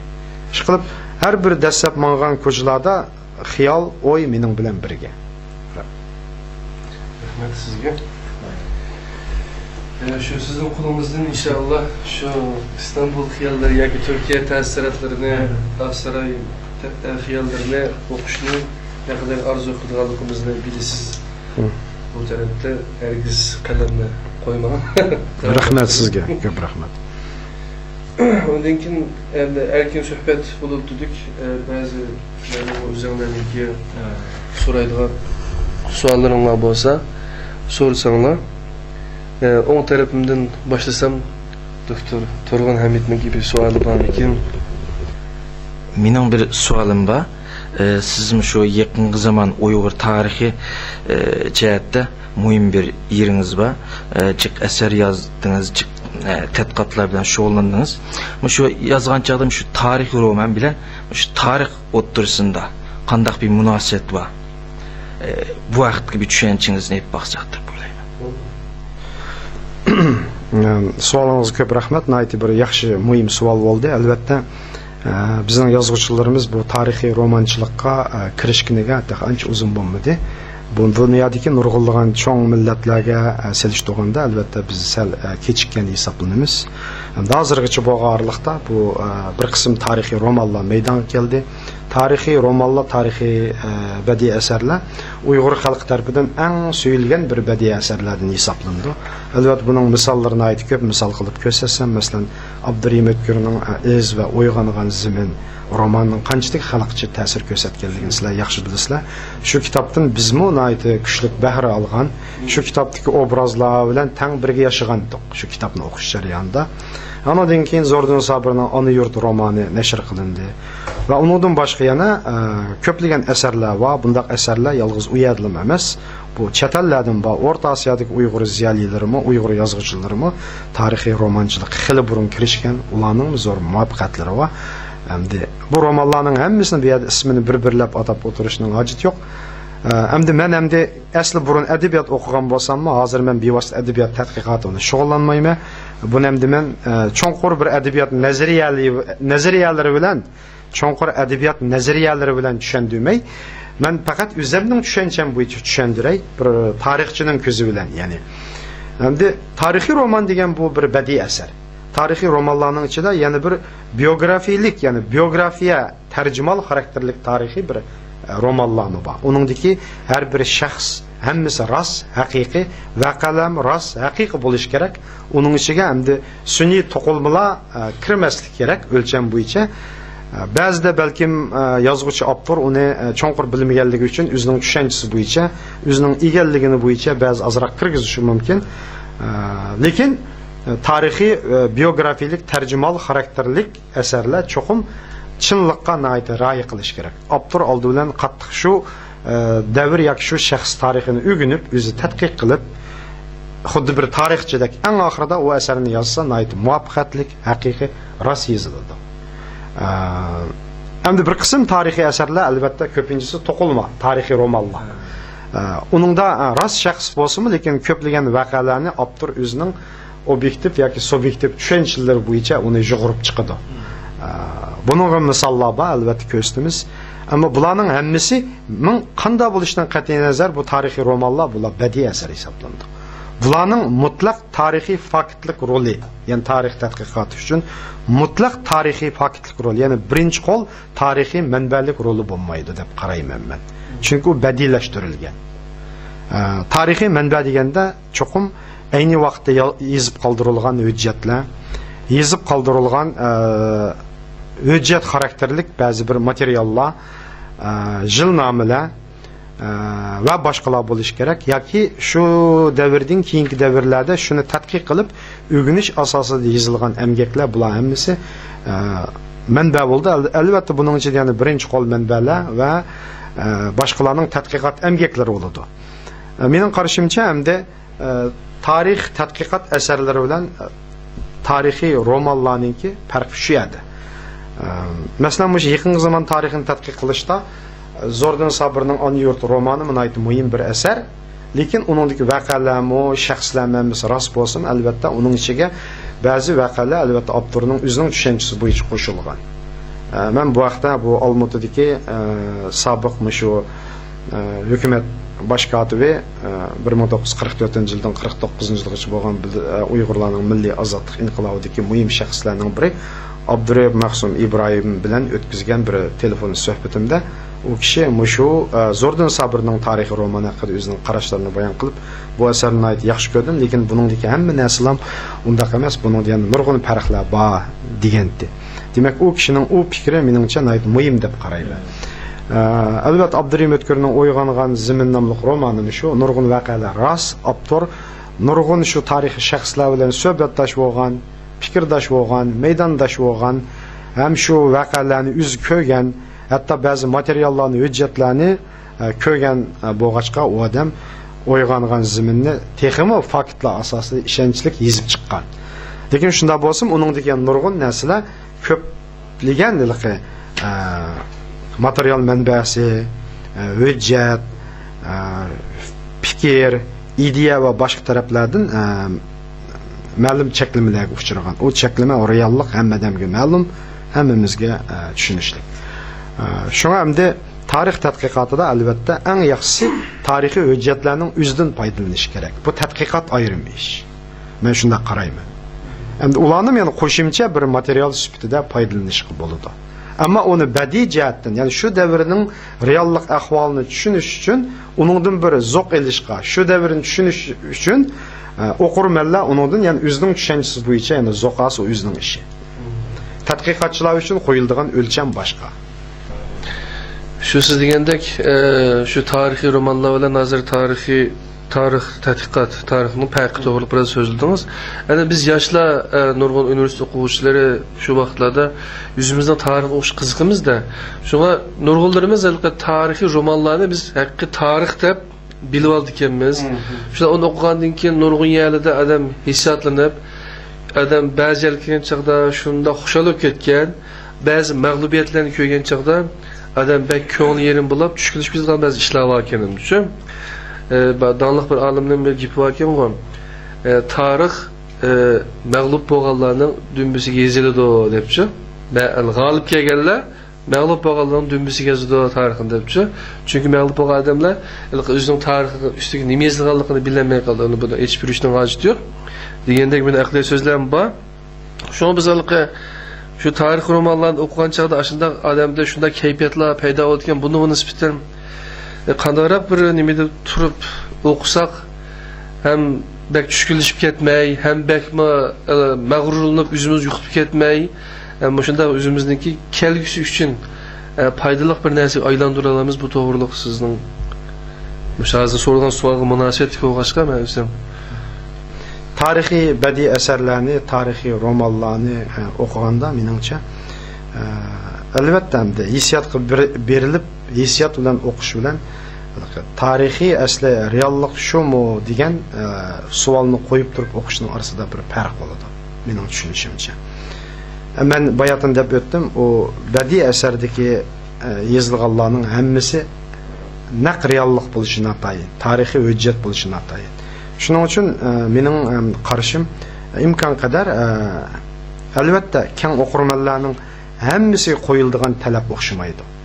Ammo bir kitob o'qiydigan, bir ilmiy bir odam uchun aytgan chaqda, undaq tarixiy roman, tarixiy badiiy asarlarga cho'qim shu davrning ko'zi bilan reallikka qarab turib, material va boshqa hujjatlar bilan imkoniyatning bericha selishtirib o'qisa texmi yaxshi bo'ladi. Texmi tushunishlik bo'ladi deymiz. Zaten tarixiy romanlarni o'qishdagi maqsadimiz shu davrni tushunish, shu davrdagi shaxslarni bilish, shu davr haqida bir tushunchangizni oshirish. Zaten uni o'qiydigan odam shunga qiziqadigan kishi o'qiydi, to'g'rimi? Uning qiziqmagan kishining balkim uning o'qishga vaqt chiqarishi natayin. Undaq bo'lgan ekan, imkoniyatning bericha, ya'ni boshqa qo'shimcha materiallarni, aslimalarni boshqalarning yozgan va tadqiqot maqolalar u bu bo'lsa, ular bilan selishtirib tushunsa, meningcha texnologiya yaxshi tushungani bo'ladi deb qarayman, mening qarashimda. Rahmat, suhbatimiz nihoyatda yaxshi ketib bordi deb o'ylayman. Endi doktor Murat Orxon efendimning qanday savollari bor ekan, mikrofondan o'qiymiz. Rahmat. Aytma başta, yaxshi suhbatimiz nihoyatda yaxshi ketib bordi. Siz bayatın dediniz ki, dostumuzun sualını not olgan demeye. Dediniz ki, tarihi roman ve tarihin farkı nima degan savollarga nihoyatda yaxshi tushuncha berdingiz. Ko'p rahmat aytma. Shu savol ichida men biroz aqlimda ba'zi savollar kelib qoldi. Geç nurgun suallar var ama bir aldığınız sualga münasebet bo'lganligi uchun sizning mazmun sualni yozishni uygun ko'rdim. Hozir siz ko'rgandek bu Uyg'urlarning nurgun tarix romanlari yozilib turib vatanimizda. Ayni vaqtda Uyg'urlarning yashayotgan masalan hozirgi Qozog'istonda emas, Qirg'izistonda emas, undan boshqa dunyoning boshqa yerlarida nurgun kitoblar, tarix romanlari yozilyapti. Yaqindan buyon yana dunyoning har qaysi yerlarda qurilayotgan ilmiy tadqiqot yerlarida Uyg'urlar bilan munosabatlik ilmiy tadqiqot maqolalari izlayapti, tadqiqotlar temini chiqyapti. Siz endi bir tarixchi bo'lish sifatingiz bilan bu ilmiy tadqiqot bilan munosabatlik bir tadqiqot qilayotgan bir bizning hozirgi eng aktiv yo'g'on tadqiqot qilgan bir olimimiz bu sifatingiz bilan shu yozilayotgan mayli bizning ana vatanimizga chiqayotgan kitoblar bo'lsin yoki dunyoning boshqa yerlarida yozilgan kitoblar bo'lsin, bu kitoblarga qanday qaraysiz? Tushunchangiz so'zlab berasiz. Acaba o'zingiz azizligida do'stimiz so'zildi. Tarix ba'zan vaqtida balki xalqlarning yozuvchilarning tushunchasi balki tarix va u shiratlardan balki ozroq ta'sir bo'lishi mumkin-da. Siz buni qanday qaraysiz? Yani sizning bu savolingiz nihoyatda yaxshi bir savol bo'ldi, ham nihoyatda muhim. Albatta bunga javob berishning o'zi nihoyatda bir uzun javobni talab qiladi. Hamda chet ellarda yozilayotgan tarixiy badiiy asarlar ayrim, tarixiy tadqiqot asarlari ayrim. Chet ellarda bu Uyg'urlar haqidagi tadqiqot, Uyg'urlarning tarix haqidagi tadqiqotlarga nihoyatda uzun vaqtlar bo'ldi. Kona vaqtlarni hisoblamaganda taxminan shu 2-3 asrdan buyon Yevropada, Rossiyada bu Uyg'urlar umuman Uyg'urlar haqidagi tadqiqotlar izchil davomlashib kelyapti. Hozirmi davomlashyapti? Yolg'iz u yerlar emas, hatto bu Yaponiya, Turkiya, Yevropa davlatlari, Rossiya ham O'rta Osiyo davlatlari bu tadqiqotlarning hammasini sanab bo'lish, tadqiqot natijalarining hammasini sanab bo'lish nihoyatda tasf bu ko'p asarlar bo'lg'ashqa. Albatta bu 19-asrningki 40-yillardan boshlangan tadqiqotlar shu bugungi tadqiqotlar uchun nihoyatda asos bo'lgan Yevropadagi bu Uyg'urlarning tarix tadqiqotini hisoblasak, masalan, bo'libmi bu Rossiyadagi tadqiqotlarda 1820-yillardan boshlab Rossiyada tadqiqotlar boshlangan. Chunki 1800-yilning boshlaridan tortib 1700-yillarning o'ttirlari, ya'ni Charusiyaning Pyotr birinchi davrdan tortib Charusiyaning har qaysi shaharlarida universitetlar qurilishga boshlagan. Ularning madaniyati rivojlanib 1800-yillarning boshlarida yana bir qism universitetlar qurilgan, masalan Qozonda, Xarkovda va boshqa yerda. Eng burun qurilgan universitetlar Moskva universiteti. Shu vaqtlarda bu Rusiyada Yevropaning ta'siri bilan sharq tadqiqoti, Iron tadqiqoti, Turk tadqiqoti degandek tadqiqotlar maydonga kelgan. Shuning ichida eng dastlabda tadqiqot qilganlar ichida masalan Kazimbek degan Aleksandr Kazimbek ismli bir kishi ko'p tadqiqotlarni qilgan. Undan keyin ruslardan, ya'ni masalan Radlov deymiz, olimlardan Brett Schneider deydi va undan boshqa yana Pozneyev deydi va 1900-yillarning boshlarida tadqiqot qilganlardan yana Bartold deydi olimlardan Samaylovich va Gurum Grujmaylo deganda ko'plagan olimlar maxsus shu Uyg'urlar ustida tadqiqot edib borgan, tarix haqida. Bularning ichida masalan Xakaslardan kelib chiqqan Katanov degan olim bo'lgan. Bu olimlarning ko'pinchisi bir yoqdan Uyg'urlarning tarixini tadqiq qilsa, yana bir yoqdan Uyg'urlarningki bu nimasini tadqiq qilgan desangiz, ya'ni tilini, umumiy turkshunoslik, turk til tadqiqoti bo'yicha tadqiqot qilgan. Qadimgi Uyg'ur tili ustida tadqiqot qilgan, shu davrdagi Uyg'ur tilining ahvoli haqida tadqiq qilgan va boshqa turkiy tillar ustida tadqiqot olib borgan. Ham Uyg'urlarning turmush, urf-odatlari haqida tadqiqot qilgan. Undan boshqa yana 19-asrning 50-yillardan boshlab Cho'qan Valixonov va undan keyin yana masalan bu Robrovskiy deydi. Undan keyin yana Pevsov va Gurum Grujmaylo, Prozhevalskiy degandek bu Rossiyaning ekspeditsiyachilari, yana qidirib tekshiruvchilari, bular Uyg'ur diyoriga kelib, Lopnor atrofida, Qashqariya, hatto Ili bu vodilarda tekshirish olib borgan. Uyg'urlarning shu vaqtdagi ijtimoiy ahvoli, siyosiy ahvoli, tili, madaniyati, urf-odatlari ustida sistematik tadqiqot olib borgan. Albatta bu olimlarning bir qismi shu vaqtdagi Rossiya hukumatining bu Jiroqqa, ya'ni Jiroq Sharq kengayish strategiyasi bilan zich bog'lanishli bo'lganligi uchun ularning yana harbiy razvedkalik xarakteri bo'lgan bularning tadqiqotlarida. Masalan 1898-yili Toshkentdan kelgan Lavor Kornilov degan Rossiyaning Turkiston gubernatori esa deymiz, shu vaqtda gubernator o'lkasining harbiy qo'mondonlik shtabining bir polkovnik darajadagi ofitseri, u Qashqarga kelib, Qashqarda 1 yildak tekshirish olib borgandan keyin qaytib maxsus bir cho'ng tekshirish kitobi yozib chiqqan. U kitob hozirgacha ishlatilyapti. Uningdimi Qashqariyaning tarixi, madaniyati, shu vaqtdagi Uyg'urlarning turmush, urf-odatlari, nupus ahvoli haqida sistematik tadqiqot qilgan.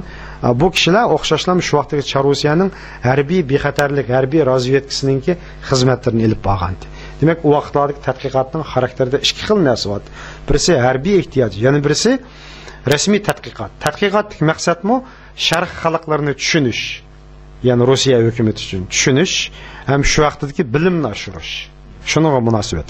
Bu jihatlarda yana Rossiyadagi tatar olimlarining qo'shgan to'psimiz zo'r, chunki ularni bu Turkiya xalqlarining tarixini tadqiq qilishda muhim rol o'ynagan. Shularning vakilliklaridan biri, vakillik xarakteriga olimlardan biri albatta Zaki Vali To'g'onni ko'rsatish mumkin. Bu sohaga burun kirishgan.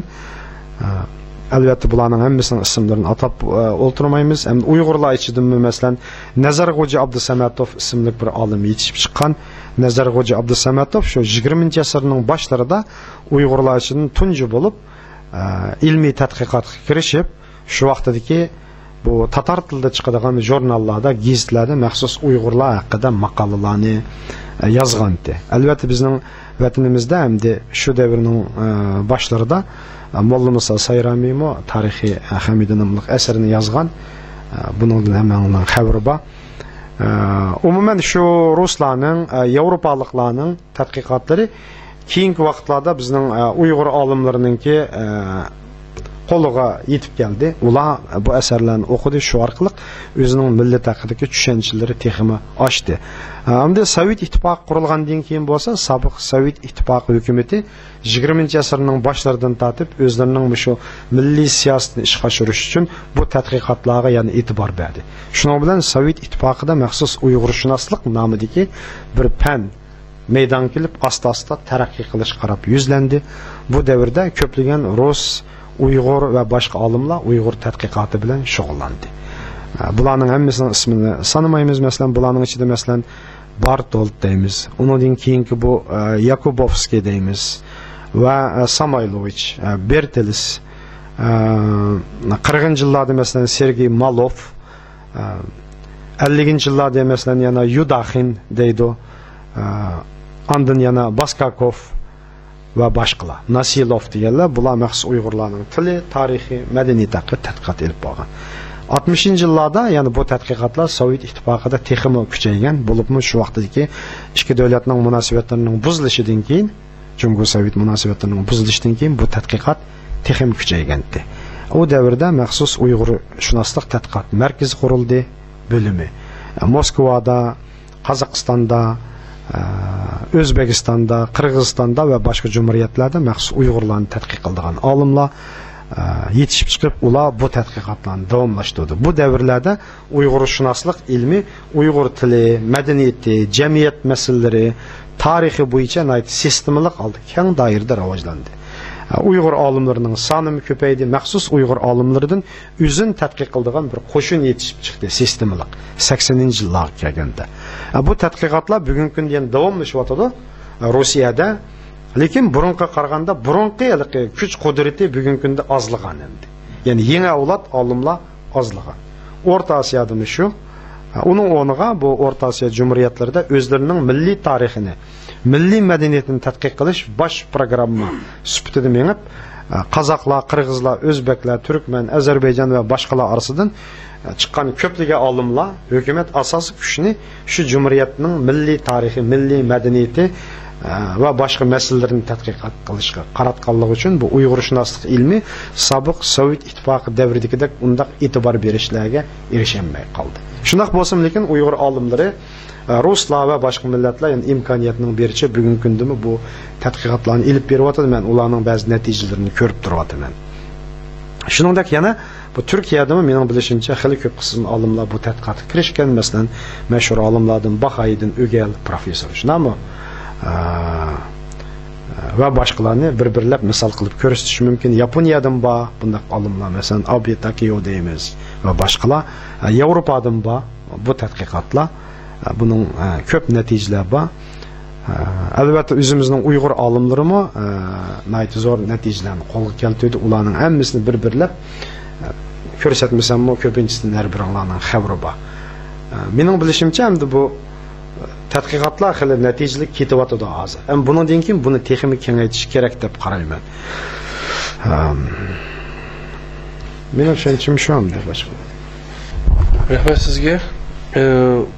Degandek shu Sovet ittifoqi hozir Rossiya ularning tadqiqot nimalarini aytdi, texnik keng sohada olib beribdiki, shundan boshqadan Yaponiya ma axtan Uyg'urlarni tadqiq qilishga Rossiya kuchaganda kuchayamizmi, ammo har qaysi jihatlarda nurg'un tadqiqotlarni olib berildik. Endi Doktor Ahmetcan Polatov bendimniki Nabijan Tursun akamizning qanday savollar borki sizdan beri. Nabijan akamdan men bir savol so'ray. Nabijan aka necha vatim o'ylangandim. Sizning tarix tadqiqot bilan shug'ullanishingizga eng muhim turtki bo'lgan omil nimadir?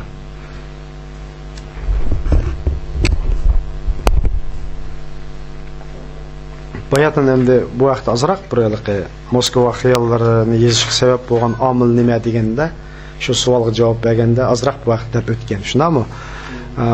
Buning hamda yana qo'shimcha qilsam, bizning ham Uyg'ur tariximizning aytib bir uzun asrlik, ko'p asrlik, uzun yillik, aytib mo'l mazmunli bir tarix.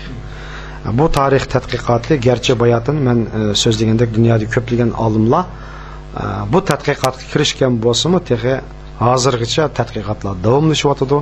Nurg'un masalalarning hammasi texi yoritilgani yo'q. Bu haqda sistemlik asarlar maydonga to'liq ravishda chiqqani yo'q. Ben shularning hammasini ko'rgandan keyin bizning Uyg'ur olimlari o'zlarining tarixini cho'qim o'zlari tadqiq qilib chiqish kerak deb o'yladi.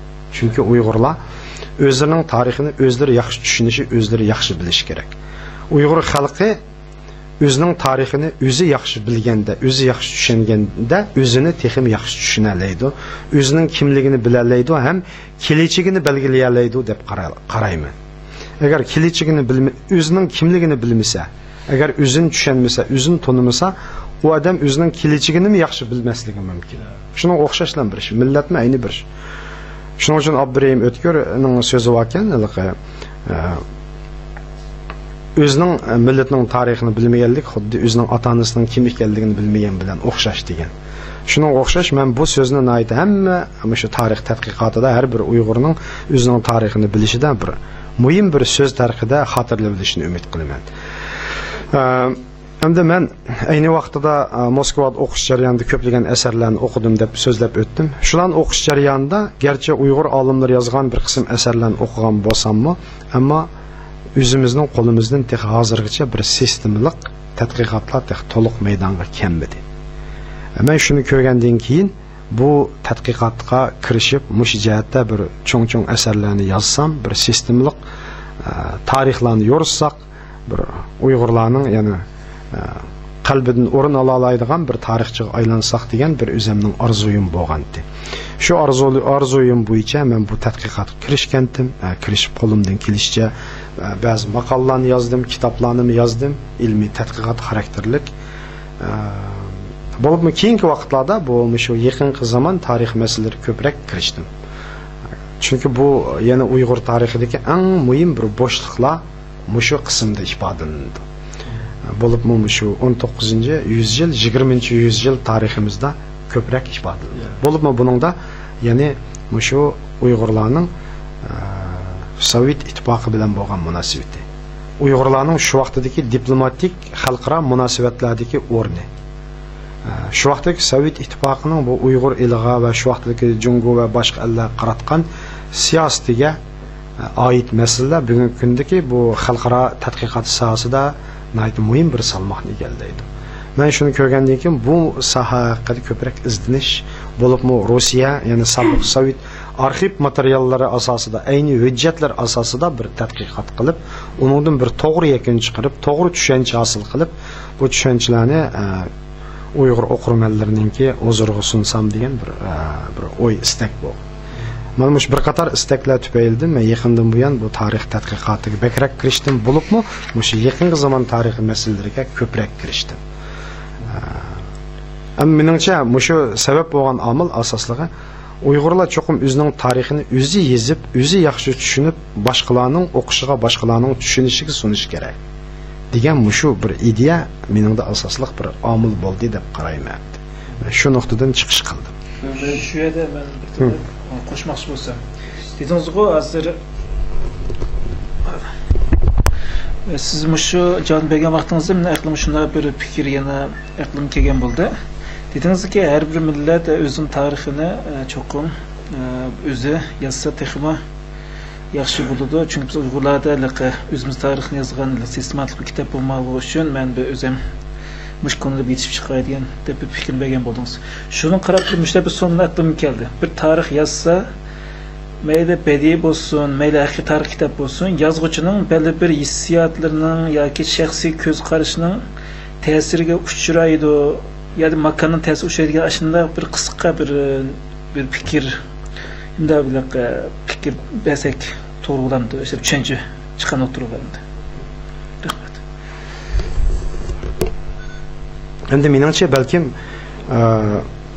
u har qanday bir tadqiqotchi shu tarixni yozish jarayonida cho'qim o'zining tushunchasi va boshqa yetilishi, shuningdek material kamchilligi va har xil tillardagi materiallardan foydalanish masalasi qatorliq turli omillar tufaylidan cheklamalarga uchrashi mumkin. Tabiiy, men shunday qarayman. Ammo Uyg'ur tarixini tadqiq qilish, Uyg'ur tarixini tushunish u bir tilga tayinib qilinadigan tadqiqot emas. U ko'p tilga tayinib, ko'p xil tadqiqotlarni ko'rib, selishtirish orqali qilinadigan ve qilinadigan tadqiqot ve chiqariladigan yakun desak bo'ladi. Mening qarashimcha. Yolg'iz o bir tilga tayinish. Endi ko'pincha hollarda ba'zi yozilgan asarlarda faqat bir qancha tilga tayinib qilish yoki bo'lmasa shu materiallar asosida o'zining bir oddiy tushunchisini xulosalab qo'yish ahvollari bor. Bu hamma millatda bor. Bo'libmi bu chet el olimlaridami ko'proq uchraydigan ahvol, ko'pinchisi Uyg'ur tili bilmaydi ular. Uyg'ur tili bilmaganligi uchun Uyg'urlarning o'zining manbalaridan foydalanish imkoniyati yo'q. Bu chet el olimlar birdek e'tirof qilayotgan masala. Masalan, men 2008-yili bo'lsa kerak, bu Amerikadagi Washingtondagi Georgetown universitetida o'tkazilgan Markaziy Yevroasiya jamiyatining xalqaro ilmiy muhokama yig'inida mushu masalani o'tirib qo'ygandim. Ya'ni Uyg'ur manbalari Uyg'ur tarixini tadqiq qilishdagi eng muhim bir manba, eng muhim bir material. Bu manbalardan, bu materiallardan chatnab o'tib ketib tadqiqot qilish, o tadqiqotning to'liq bo'lganligini ko'rsatmaydi degan fikrni o'tirib qo'ygan, ularning ayti qabul qilgan. Shuning uchun Uyg'ur tarixini tadqiq qiladigan, Uyg'ur madaniyatini tadqiq qiladigan har qanday bir chet ellik, har qanday boshqa bir millat olimi cho'qim Uyg'ur tilini yaxshi bilish oldingi shart bo'lishi kerak. Albatta Uyg'ur olim bo'lish uchun, Uyg'ur tarixchisi bo'lish uchun yolg'iz men Uyg'ur tilim bilan buni xulosalayman, tadqiq qilaman deyishning o'zimi yetersizlik. U mu cho'qim necha xil tillarni bilish kerak. Dunyodagi cho'ng tillarni, rus tilini, ingliz tilini, xan tilini va boshqa tillarni bilish kerak. Undan boshqa tarixiy manbalarning o'zidan foydalanaman desa, cho'qim qadimgi turk Uyg'ur tilini, arab tillarini, o'rta asr tarixini tadqiq qilaman desa, fors tilini va boshqa tillarni bilish kerak. Shu vaqtda yani Chag'atay tili deymiz, yaqingi zamondagi bu Uyg'ur tili, u buni bilish kerak. Bu tillarni bilmay turib, u materiallarni ko'may turib, shu davrni eng ishonchli yoritqili, shu masalalarni eng ishonchli yoritib bergani bo'lmaydi. Yani bu akademik o'lcham bo'yicha zaten shu davrdagi ma'lum bir masalani tadqiq qilmoqchi bo'lsangiz, shu masala bo'yicha yozilgan dunyodagi barliq asarlarning hammasini oldida o'qib chiqishingiz shart. Anadan keyin manbalarni o'qib chiqishingiz shart. Anadan keyin siz selishtirib, analiz qilib, oxiri o'zingizning yakuningizni chiqarasiz. Bulardan chatnab o'tib, faqat birli material orqali xulos chiqaraman desa, bo'ladi yozishga, kitob deb chiqarishga, lekin u ilmiy akademik tadqiqot emas, ilmiy o'lcham bo'yicha. Albatta har bir kishining tarix yozish, tadqiq qilish, kitob chiqarish o'zining erkinligi, o'zining huquqi bor. Tadqiqotlarmi, kitoblarmi ikki xil o'lcham bo'ldi. Birisi rasmiy ilmiy akademik tadqiqot, yana birisi ommabop, ilmiy ommabop, ya'ni o'qishliq. Oddiy, ya'ni fuqarolarning, o'qirmanlarning o'qishiga suniladigan bir savod xarakterli tadqiqot. Material. Yana birisi rasmiy ilmiy tadqiqot. Uning ko'pinchisi shu tadqiqot sohasidagilar uchun ko'proq ishlatildi. Shuning uchun ko'pincha Alloh sizlar yaxshi bilasizlar, bu ilmiy akademik tadqiqot kitoblari pek ko'p sonda nashr qilinmaydi. Shunaqa doirasi cheklan bo'lmasdan sizlarning masalan meditsina sohasidagi va boshqa sohalardagida albatta. Chunki uni hamma odam o'qishini atayin. Odat xalqning fuqaroning o'qishiga birisi, ammo tadqiqot sohasi uchun yoritadigan tema uchun bir tadqiqot bo'ladi. Buning farqi shu edi. Ahmetcan'ın sorgan soruna yaxshi oldu. Demek sizin tarihçi oluşunuzga nurgun sebepler bakken her bir insanın kalbide bir arzusu, kelgisi, manda adam bolsam buludu deydiğen nemeleri gayeler buludu. Elbette gayesiz insan bulmaydı da boylayman. Gayesiz insan bolsa insan bulmaydı dep boylayımız. Emde söhbetimiz nayet yaxşı devam kılmatıdı. Hazır emde ben bir sual sorsam, siz bu aslında Uyghur Akademisi'nin 5. qatımlıq ilm muhakeme yığınıga kelmekçidiniz. Biz teklif qilgandan keyin siz men barman dediniz. Arada xizmetiniz bek aldarashib qolib, kelemay qaldınız. Ama o'zingiz kelmagan bo'lgan taqdirda ama bizga atab, bizga bir maqola ivetdiniz. Biz uni yerda bir qismini o'qidik. Bu maqolada O'rta Osiyoda qurilgan tunji Uyg'ur jamiyati to'g'riliq yozib ekansiz. Bu şu maqolangiz to'g'riliq biraz bir so'z qilib bersangiz. Bo'ldi, rahmat. Albatta o chaqdagi bu 5. qatimliq xalqaro ilmiy muhokama yig'iniga qatnasha olgan bo'lsam, nayt xo'shal bo'lgan edim. Bu yig'inda bizning masalan Uyg'ur xalqining şu 20. asrdagi eng kuchli tabiiy fan olimlaridan masalan Shuhrat Mutallipovning ismini alohida bir xil faxrlanish bilan atab o'taman. Chunki Zaten bu zat 2013 yıldaki dünyadaki en çok 10 tadqiqat itiraf qilingan 10 cho'ng tadqiqot natijasining birisi ana shu zotninki ilmiy amgikiga tadqiqotiga mansub. Bu yolg'iz meninglam emas, butun Uyg'ur xalqi faxrlanishga tegishli bir ish. Ana shunday zotlar bilan bir so'rinda bo'lish albatta men uchun bir baxtli ishdi. Ama o vaqtdagi sharoit tufaylidan yig'inda bo'lolmadim. Shunda bo'lsa siz degandek albatta ilmiy maqolamni evatib berdim. Siz degandek bu 20. asrdagi tunji Uyg'ur jamiyati nomli maqolam bu Uyg'urlarning 20. asrdagi bu milliy kimligining shakllanishiga munosabatli bir temada. Bu maqolada asoslag'im shu 20. asrning beshida Uyg'urlar qandoq bo'lib o'zlarininki Uyg'ur degan bu etnik milliy nomini asliga keltirib bu bir jamiyat xarakterlik tusilib asta-asta butun Uyg'urlarga kengaydi bu. Butun Uyg'ur jamiyatining hamma qatlami mushu nomni o'zining etnik nomi sifatida qabul qildi. Buningda Uyg'ur ziyolilari, shu vaqtdagi Uyg'ur aktivlari nima rol o'ynadi? Qanday rollarni o'ynadi? Ham uning xalqaroliq va shu vaqtdagi O'rta Osiyoning siyosiy vaziyati bilan qanday munosabatli tarafi bordi. Bu oxirgi hisobda qaysi yo'nalishga mangdi degan masalalar bo'yicha izlangan. Bu albatta mening bu Oniyurt nomli Anqarada chiqayotgan ilmiy tadqiqot jurnalida e'lon qilingan Leninning Sharq strategiyasida Uyg'ur milliy ozodlik harakati masalasi nomli ikki qismli maqolam, ya'ni 70-80 sahifa chiqdi. Bu ikki jurnalda ikkiga bo'linib e'lon qilindi. Shu maqolam bilan munosabatli maqola edi. Buningda o'xshashlam shu Uyg'urlarning 20-asrda rasmiy Uyg'ur degan bu etnik nomni umumyuzlik qabul qilib, oxirgi hisobda qadamma-qadam shu etnik nom ostida o'zining etnik kimligini shakllantirish masalasining yuritilishiga bag'ishlangan. Albatta hammanglarga ma'lum, ko'pincha shu turklardimi, o'zbeklar, qozoqlar va boshqalarning hammasidagi ayrim etnik kimlik 20-asrdan boshlab shakllanib borgan sari kuchayib, bugungi kunda ayrim bir xalqlar bo'lib shakllandi. Garchi hammamiz turkiy tillik, turkiy qarindosh xalq bo'lsaqmi, bizlarning farqlarimiz shakllandi endi, ayrim millat shaklida. 20-asrning boshlarida O'rta Osiyoda unchalik darajada farqli emasdi. Hatto Turkiyadami ayni vaqtida butun xalqlar hammasini o'zini Osmonli imperiyasining puhralari deb qaraganligi uchun hamma xalq o'zini kimlar desa biz Osmonlilar degan. Shunaqa deymi, ha? Uning uchun men turk deganlar bo'lgan, lekin turk milliy kimligi keyingi bu Mustafa Kemalning Turk Cumhuriyeti shu davrda asta-asta kuchayib shaklni bugungi kundagi turk kimligi shaklida oldi keldi-da bu endi. Shunga o'xshash bizdimi shu. Men ham shu masalalarga bag'ishlagandim maqolni. Bu Uyg'urlarning milliy kimligining shakllanishi, rivojlanishi, Uyg'ur millatparvarligining shakllanishi, rivojlanishi, taraqqiyoti bu masalalar muhim bir tema. Bu vaqtda tadqiqotlar ketyapti. Bu vaqtda Yevropada, Amerikada tadqiqot qilayotgan g'arblik mutaxassislar bor. Ularning tadqiqotlari xeyli natijali bo'lyapti. Shu hamda men shularnikini muvaffaqiyatimni ko'rgandan keyin bu vaqtda men o'zimning bir tushunchalarimni bir sharhlab boqay deb asosli rus manbalari, materiallari va boshqa ingliz tilidagi va boshqa tillardagi materiallar asosida bu maqolamni yozib sizlarga sungandim.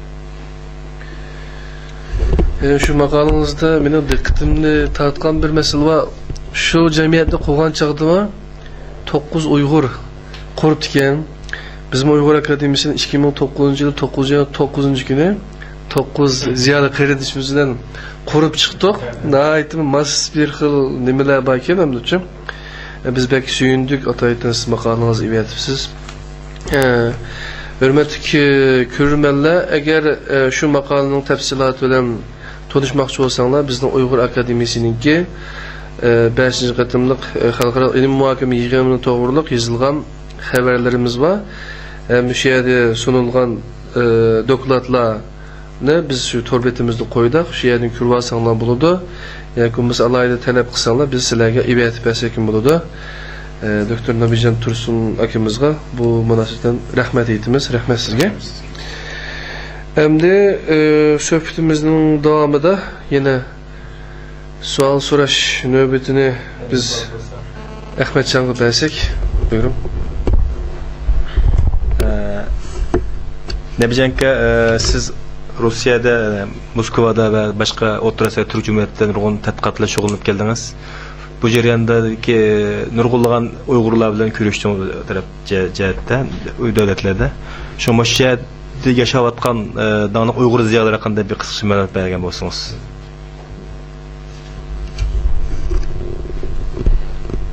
Hamda bu Uyg'urlarning 20-asrdagi 20-asrdagi Uyg'ur ziyolilari, Uyg'ur olimlari qatlami deganda bu İngilizcəndə bunu elita deydi, ruslarni elita deydi. Bu aşonunğa mənsub bir gruplarning şəkilleniş tarixi qarğınımızda bu asaslığı iki coğrafiyalik boşluqqa bölüngəndə birisi Uyg'urlarning özlərinin ana vətənindəki Uyg'urlar, Uyg'ur olimlar, Uyg'ur ziyoli. Yani birisi chet ellardagi Uyg'ur diasporasi arasından chiqqan Uyg'ur olimlari, Uyg'ur ziyolilar qo'shini. Uyg'ur diasporasi deganda bo'libmi eng ko'p sonliqni egallagan bu diaspora guruhlar asoslig'i O'rta Osiyo Cumhuriyetlarida. Ya'ni Qozog'iston, O'zbekiston, Qirg'izistonlarda. En köp sonlig'i asli ayni vaqtda bu O'zbekiston dedi. Ya'ni Farg'ona vodosida. Ular keyingi vaqtlarda asta-asta o'zbeklarga singib assimilyatsiya olib ketish natijasida o'zini Uyg'ur deb atagan etnik kimlik ostidagi Uyg'ur diasporasining mutlaq ko'p qismi bugungi kunda Qozog'istonga joylashgan, Qirg'izistondan bor. Shuning uchun ko'pincha Uyg'ur olimlarimiz shu Qozog'istonga joylashgan bugungi kunda. Albatta bu O'rta Osiyodagi Uyg'ur olimlarininki yetarlik bir qo'shini bor. Ham bo'lgan. Bo'libmi 20-asrning boshlarida boyatim men so'zlab o'tgandek, o'sha Uyg'ur milliy etnik kimligining shakllanishiga ergishib, ayni vaqtida sobiq Sovet hukumatı O'rta Osiyodagi Turkiy xalqlarni ayrim jumhuriyatlarga bo'lib, ularga milliy kimlik tiklab, ularga jumhuriyatlik avtonomiya huquqlarini berib, ularni ayrim milliy madaniyat taraqqiyot yo'liga boshlash jarayonida Uyg'urlarga ma'rif, madaniyat, ilm-fan va boshqa jihatlardan o'zini gullantirish imkoniyatlari bergandi. Shuning natijasida 1918-yillar bo'lib 1919-yildan keyin O'rta Osiyodagi Uyg'urlar bo'libmi Qozog'istondagi Uyg'urlar orasidan bir qism yoshlar Toshkentga kelib, shu vaqtdagi Toshkentda qurilgan O'rta Osiyo davlat universitetiga o'qishga kirdi. Bir qism texnikumlarda o'qidi. Bu joylarda bir qism Uyg'ur maktablar qurildi, orqa-orqadan o'rta maktab qurildi. Natijada 20-asrning shu boshlariga kelgan chaqda, ya'ni 1923-25-yillar orasiga kelganda 500 dan ortiq Uyg'urning Moskva, Toshkent, Baku, Samarqand, anadagi Leningrad qatorliq shaharlardagi oliy maktablarda o'qiganligi, oliy ma'rif tarbiyasi ko'rganligi haqida ma'lumot bor. Bu vaqtda bu Qozog'istonlik Uyg'ur ziyolilaridan biri Abdumajid Ro'zibaqiyev maxsus bir asar yozgan. Uning asarida bu vaqtda to'liq bir ma'lumotlar bor. Abdumajid Ro'zibaqiyev degan bu kishi 1910-yil tug'ilgan, 98-yillar orasida Olmaotada vafot bo'lgan. U ayni vaqtdagi Toshkentdagi 1943dan 50-yillargacha bo'lgan oraliqda chiqarilgan Sharq haqiqat jurnalida bosh muharrir bo'lib ishlagan. U kishi ham 1946-yilda sobiq Sovet Uyg'urlari uchun tunji qatim biologiya fanlari doktorlik unvoni olgan bir tunji biologiya olimi edi. U unvonni u Moskvadagi Pavlov nomidagi biologiya tadqiqot institutida olgan bu unvonni. Tunji Uyg'urlarning biologiya olimi doktori desak bo'ladi. U kishi shu 40-yillardagi Sovet ittifoqining Uyg'urlarga qaratgan siyosiy ishlariga bevosita aralashganligi uchun u bu jihatlardan ko'p materiallarga ega bo'lgan. Shunga u Ro'zibaqiyevning faoliyatlari va shu vaqtda Sovet ittifoqining Uyg'urlarga qaratgan siyosati, shu vaqtda Uyg'urlardan yetishib chiqqan ziyolilar va boshqalar haqida ko'p izlangan. Uning bir qism asarlarini men o'qigandim. Shu odamning deyishicha, shu oraliqda demak 500 dan ortiq odam shu yerda o'qigan. Uyg'ur ziyolisi. 30-yillargacha bo'lganlikda bu O'rta Osiyodagi Uyg'urlar orasidan tunji turkumdagi oliy maktab bitgan, hatto aspirantura bitgan yoshlar yetishib chiqib, ilgari-keyin 30-yillarning boshlariga kelganda O'rta Osiyodagi eng chong oliy maktab hamda O'rta Osiyo davlat universiteti deydi Toshkentda. Shu universitetdagi dotsentlar yetishib chiqqan Uyg'urlarning tunji dotsent, ma'lum professor deymiz. Andın başqa ali məktəblərdəmi, yəni yeziqilik, medisina, tarix, ədəbiyyat və başqa sahələr boyunca dərs verdiğən müəllimlər, lektorlar, dotsentlar yetişib çıxqan idi. Şuların içində misal qılıb göstərsək, Buran Qasimov degan olim, o O'rta Osiyo Davlat universitetida dotsent bo'lib ishlagan. Hatta 1934-yildan 37-yilgacha bo'lgan araliqda 38gacha Shingsisay evatgan 3 turkumdagi Uyg'ur va boshqa millat o'quvchilarining ichidagi Uyg'ur o'quvchilarga dars berganlarning ko'pinchisi Toshkent davlat universitetiga ayni vaqtdagi asosliq shu Uyg'ur muallimlar bo'lganligi haqida ma'lumotlar bor. Buron Qasimov, Ablay Muhammadi, Umar Qasimiy qatorliq Uyg'ur olimlari dunyo tarixi, adabiyot va boshqa darslarni bergan ekan. Qisqasamda demak shu vaqtlarda Uyg'urlardan ana shunday ziyolilar yetishib bo'lgan. Tunji biologiya olimlari, tunji tarix fanlari doktori va meditsina fanlari doktori va boshqa sadik olimlar 30-yillarning oxirlarigacha bo'lgan araliqda maydonga kelgan. Ondan boshqa yana Uyg'urlarning nashriyat organlari bo'lgan, gazetlar bo'lgan, masalan, Kambag'allar ovozi, Sharq haqiqati gazeti qatorli gazetlar chiqarilgan. Bular hammasi bir qismlari shu vaqtda Qashqar, Ili qatorli joylarga kirgizilib tarqatilgan edi. Keyingi vaqtlarda bu 37-yildan keyin O'rta Osiyodagi Uyg'ur ziyolilari bütün shu Stalinning tozalash harakati natijasida mutlaq ko'p qism Uyg'ur ziyolilari tozalab etildi. Yani turmuga solandı, öldürüldü, xalq düşməni, pan-türkist və pan-islamist yoki millatchi degandek jinoyatlar ortilib turmuga solandı. Albatta yolg'iz Uyg'urlar emas, O'zbeklardan, Qozoqlardan, Qirg'izlardan va boshqa Turkiya xalqlaridan, hatto ruslarning o'zidan, Ukrainalardan ko'p sondagi ashundaq ziyolilar, siyosiy yo'llar, davlat arboblari va boshqalar turmalarga tashlanib, ashundaq bir tozalab etilgan voqea va buni 37-38 yillardagi Stalinning cho'ng tozalash harakati deb ataydi odat tarixchilar. Bu vaqtda ruslar yaqingi vaqtlarda ko'p tadqiqotlarni qildi. 2 millionga yaqin odamning shu vaqtda biraqlam turmaga tashlanib o'ldirilganligi haqida ma'lumotlar bor. Undan boshqa yana 20 millionlab odamning xona vayron bo'lganligi va boshqa bu vaqtdagi uchurlar bor. Ularning ko'pinchisi ziyolilar bo'lgan, kuchlik odamlar bo'lgan. Ana shularning qatorida tunji Uyg'ur shoirlari, masalan, Nur Isroilov deydi, shu vaqtdagi Yizim Iskandari deydi, Ablay Muhammadi yozuvchilar, Turdi Hasan, tunji Uyg'ur romanini, povestini yozgan usta olim deb atalgan keyingi vaqtlarda. Bularning Mo'min Amrayev, bularning hammasi turmaga tashlangan, bir qismlari o'ldirilgan, bir qismlari 10-15 yillar turmada yotgandan keyin turmadan chiqarilgan bir ishlar bo'lgan. Demak, shu olimlarning hammasi bir qatim tozalanib, 50-yillardan keyin qaytadan yana bir qatim Uyg'ur olimlari yetishib chiqishga boshlagan. Bular 70-80-yillarga kelganda Qozog'iston, Qirg'iziston, bo'libmi Qozog'iston, O'zbekistonda tunji turkumdagi, ya'ni yangi avlod Uyg'ur olimlari yetishib chiqdi. Bularning ichida tabiiy fan, ijtimoiy fan sahalarda alayda ko'zga ko'ringan. Yalnız bu O'rta Osiyodagi jumhuriyatlar ichida emas, butun Sovet ittifoqiga tanilgan, dunyoga tanilgan olimlar yetishib chiqqan edi. Shularning ichida masalan men ayni vaqtda Moskva xiyollar nomli asrimda ozroq atab o'tgandim ismini. Shularning ichida masalan Iskandar Rahimov degan kishi, u kishi Moskva universitetining bu fizik tadqiqot institutining tadqiqotchisi bo'lib, shuning bir bo'limini boshqargan. U kishi fizik, yadro fiziks bo'yicha eng kuchli olim hisoblanadi. Shu 70-yillarda shu Sovet ittifoqining atom fiziks tadqiqot sohasida ko'zga ko'ringan olim bo'lib yetishib chiqqan. U kishi mana hozirmi shu Moskva universitetida bir materiallardan ko'rsam tadqiqotni davomlashtirib o'tibdi. Onun qo'l ostida bir bashligan professorlar, akademiklar, anadan keyin necha o'nlagan dotsentlar ishlaydi ekan, nurg'un o'quvchilari bor ekan. Bular maxsusmish yadro fizik sohasi bo'yicha tadqiqot qildi ekan.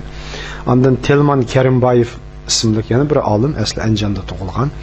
U 50-yillardan tortib toki hozirgacha shu sobiq Sovet ittifoqi va hozirgi Rossiyaning shu olam boshlig'i tadqiqoti bo'libmi, olam, yani reaktivmiş aeroplanlarning harakatlantiruvchi mashinasini yasash bo'yicha bir tadqiqot bo'limining boshlig'i bo'lib ishlayotdi. U kishining tadqiqot natijalari nihoyat zo'r. o kişinin tədqiqatı Rusiyanın ən ilğar hərbi puhralar aeroplanları ve ondan başqa alem kemillerininki hareketlendirgüç maşinleri bilen bevosita münasibət ekan. Men o kişi bilen köp bevosita söhbətlərdə bolğan, hem onun tərcümalığa ait tonuşturuşlarını yaqında Rusça mənbələrdən görüb çıxdım. Hazırmı işləv etibdi, 80 yaş kirib qaldı bu yıl. Ondan başqa yana ayında köplügən alımlar var eyni vaxtda Moskvada. Ondan başqa yana şu Rusiyanın başqa orunlarda, Novosibirskdə və başqa joyda. Ondan başqa yana O'rta Osiyo Cumhuriyetlərdəki pəlla akademiyalarında işləyən. O'rta Osiyo Cumhuriyetlərdəki pəlla akademiyalarında işləyən dağlıq alımlar var. Bu alımların bir qismləri hazır Qazaxstanda işləb atıdı. Məsələn, bularning içində vafot bolğanlardan Murat Emrayev isimli bir alım ötken 28 yaşında pen doktoru olup bütün Sovet İttifaqı tanılgan. O kişi şu vaxtdaki Sovet İttifaqının Uşeniski namidagi pedagog palla akademiyasının mavun akademigi bo'lgan. Anadan başqa yana Yar Muhammad Mubarakov, Abrisht Aliyev demdi. Yana onadan başqa yana Sayıp Cemal Karabayeva, Ablat Kamalov, Hoca Ahmed Sadvaqasov, Kommunar Talipov qatarlıq ictimai pen, tabiiy pen, hem sahalar bu için gözü görüngen alımlar ötken ulanın bir kısmı hazırmı işləv atıdı. Bazı gayri resmi sallıq məlumatlara qaraganda şu 20-ci illardan tatib taki hazırgıcı boğa aralıqda sabıq Sovet İttifaqının bugünkü müstakil dövlətlər hem dostluğu territoriyasında təxminən 1000'a yakın Uyghur ilim-pen xadimi, tədqiqatçısı. Yani bunun içinde palla kandidat doktori, doktor, anakin dotsent, profesör, akademik, mavun akademikni ular köpüncisi muhbir azad deydi. Yani Çilin korrespondent deydi, muhbir azad deb ataydı. Şundaq erbablar ötkenken. Bularning bir qismlarining tarjimalı toplanıp 90 yıllarda bir qatim, 60 yıllarda bir qatim nəşr qılınğan. Onunğa 300'den artıq alımның tizimlik kirgizilgan. Elbette bularning hammasi tek tizimlik içi kirmeyen. Mesela şu 60 yıllarda ve 90 yıllarda nəşr qılınğan Sovet İttifaqıdaki O'rta Osiyo Cumhuriyetlərdəki Uyğur alimlərinin tərcümal tizimligiga qarab çıxsam, Moskvada mən biladigan, Rusiyada mən biladigan ataqlıq Uyğur alimlərinin heç qaysının ismi kirməyibdi ekende. Unda adamdan şu vaxtın özündə mən biladigandan 10-15'i var. Elbette mən bilməydigan yəni köp buluşu mümkün. Şu aslında qısqası hem de həmmə sahalar boyunca ayında yetişken alimlar var. Mən bu vaxtda yakında bir makal yazgandım. O makalam Merkezi Asya'daki Uygurlarının medeniyet muvaffaqiyatları namlı makaleti. O vatandik torbetlerde keng tarqıtıldı. Şunun da bir kısım Uygur alimlerinin, Uygurlardan yetişip çıkan meşhur erbaplarının, Orta Asya Cumhuriyetlerindeki devlet erbaplarının, ten terbiyatçılığının, sanat erbaplarının hemmisininki bilgilerin boyunca ahvallarını bir tanıştırıp çıkan bu makalam yakında Türkçe'ye tercüme kılınıp şu Türkiye'de Uygur Tədqiqatı namlı bir yani internet jurnalda Türkçe nüskası çıkış aldı turbatıdı. Eğer şunu bilen tanışsanlar ya ki Uygurca internet torları kirip şunu görüp çıksanlar menimce bu vaxtda köp məlumatlara ega bulsalar. Elbette yalnız Uygurlardan alimlarla emas, Uygurlardan yana sanat sahasida mesela tanılgan meşhur erbaplar bütün müstakil devletler hem dostluğa. Mesela Murat Nasirovga o'xshash, Murat Ahmadiyga o'xshash, kompozitor Quddus Xo'jamiyorovga o'xshash, Moskvadagi shu cho'ng teatr deydi.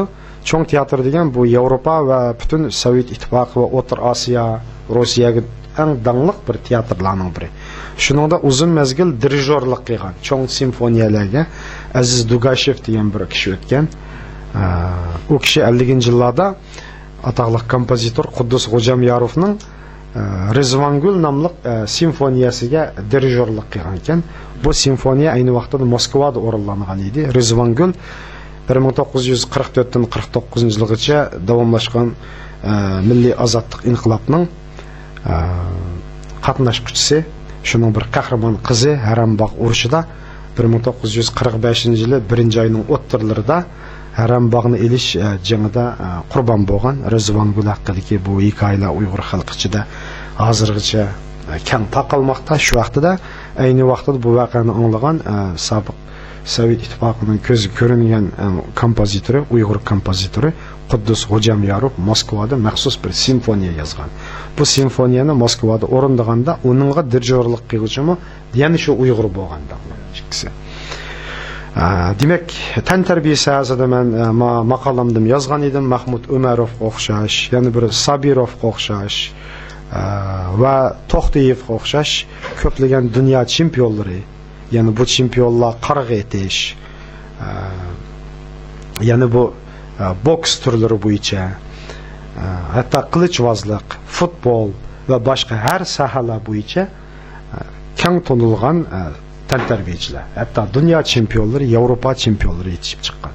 Bularning hammasini bir-birlab bu yerda sanab bo'lmaymiz, vaqt ehtiyoji tufaylidan mening shu maqolamga murojaat qilsanglar, bu vaqtda sizlarga ma'lum darajada bir uchur berdi deb qarayman.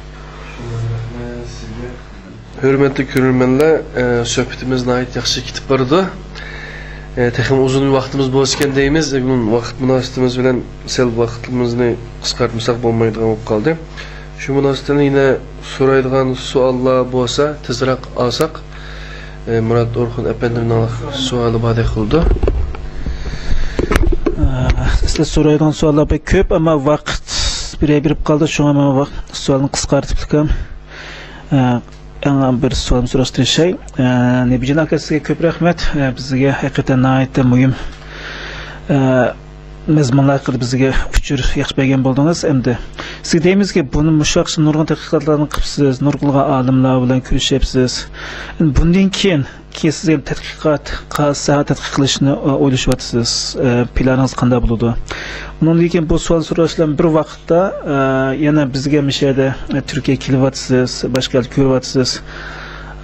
Misol bizga mishadga o'qib ketishayotgan mishada bundan keyingi yangi ziyolilardan, bolalardan qanday bizga bir fikringiz bo'ladi? Mesela Turkiyada nurg'unlagan hozir aspirantlikda, doktorlikda o'qiyotgan o'quvchilarimiz bor. Biz tarix kasbida, siz xilma kasbida o'qiyotgan bolalar bor. Siz tadqiq qilyapsiz nurg'un kasb yerlarda, ammo bir odamningki vaqti cheklik bo'ladi, odamningki zehni quvvatini cheklik bo'ladi. Deganimizdek haqiqatan bu tadqiqotni qilgan nurg'un odamlar bo'lish bo'ladi. Kerak bo'ldi. Masalan, biz qisqa bir o'rnak bersam, biz Turkiyada o'sha nurg'un o'quvchilar xizmatini qilamiz deb zamona nurg'un vaqtlarda davlatning, Turkiya davlatining nurg'unlagan yerlarni ko'rishyapmiz. Bizga shunday savollarni so'raydi. Deydiki, bu Uyg'ur millati deganimiz vaqtimizda edi, biz Turkiya millatlari ichida eng burun shaharlashgan, madaniyatlashgan, madaniyat barpo qilgan xalq deb biz ufqimizda tarixni shunday yozamiz va buni faxrlanarli shaklda yolg'iz Uyg'ur Turk millatlari emas, dunyodagi boshqa millatlarning oldida buni faxrlanib so'zlaymiz. Ammo deydi Turkiya qarasak hozir bu Uyg'urlar ziyolilar haqiqatan bek az, ama Turkiyaga Uyg'urlar soni bek ko'p.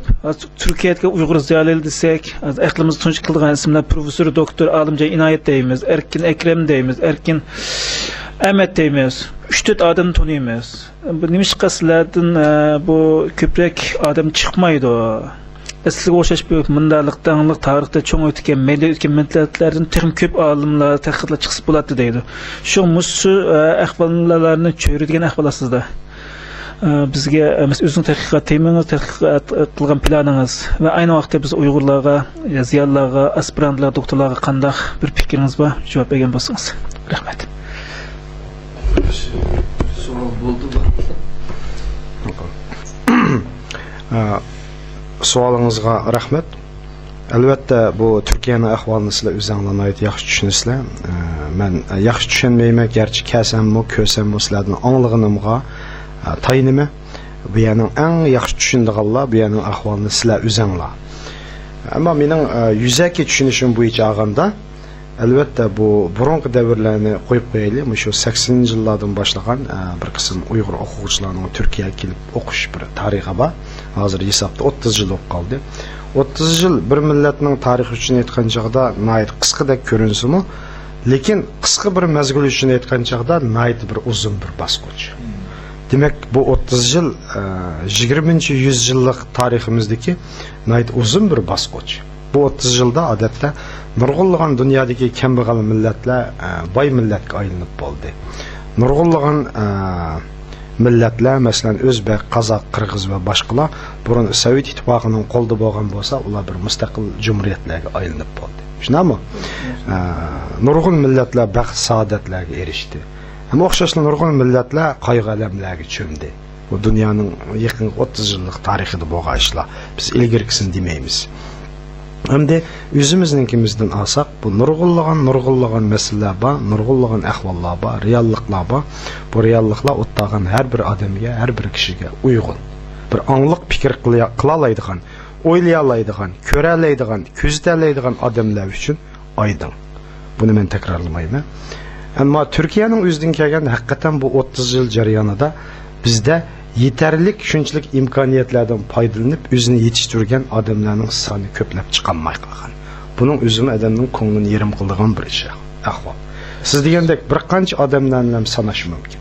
Asli bu imkoniyatlarda, bu yerda yaratilgan bu imkoniyatlar natijasida 30 yil ichida necha o'nlagan ilm odamlari, doktorlar, professorlar yetishib chiqib bo'lish kerak edi. Ammo bu chiqmagan. Yaqinqi vaqtlardan qarasak, yaqinqi shu 5-6 yil ichidami Turkiya Cumhuriyetining bu Uyg'ur o'quvchilarga o'qish mukofoti berish siyosati yo'l qo'yildi. Texnik ko'p imkoniyatlar yuritildi, eshiklar texnik yo'g'on ichildi. Ammo bu yerga kelib buningda o'qib, shu o'qishni haqiqiy davomlashtirib, uni oxirgi nishonga yetkazadiganlarning soni mening anglag'animcha bek oz.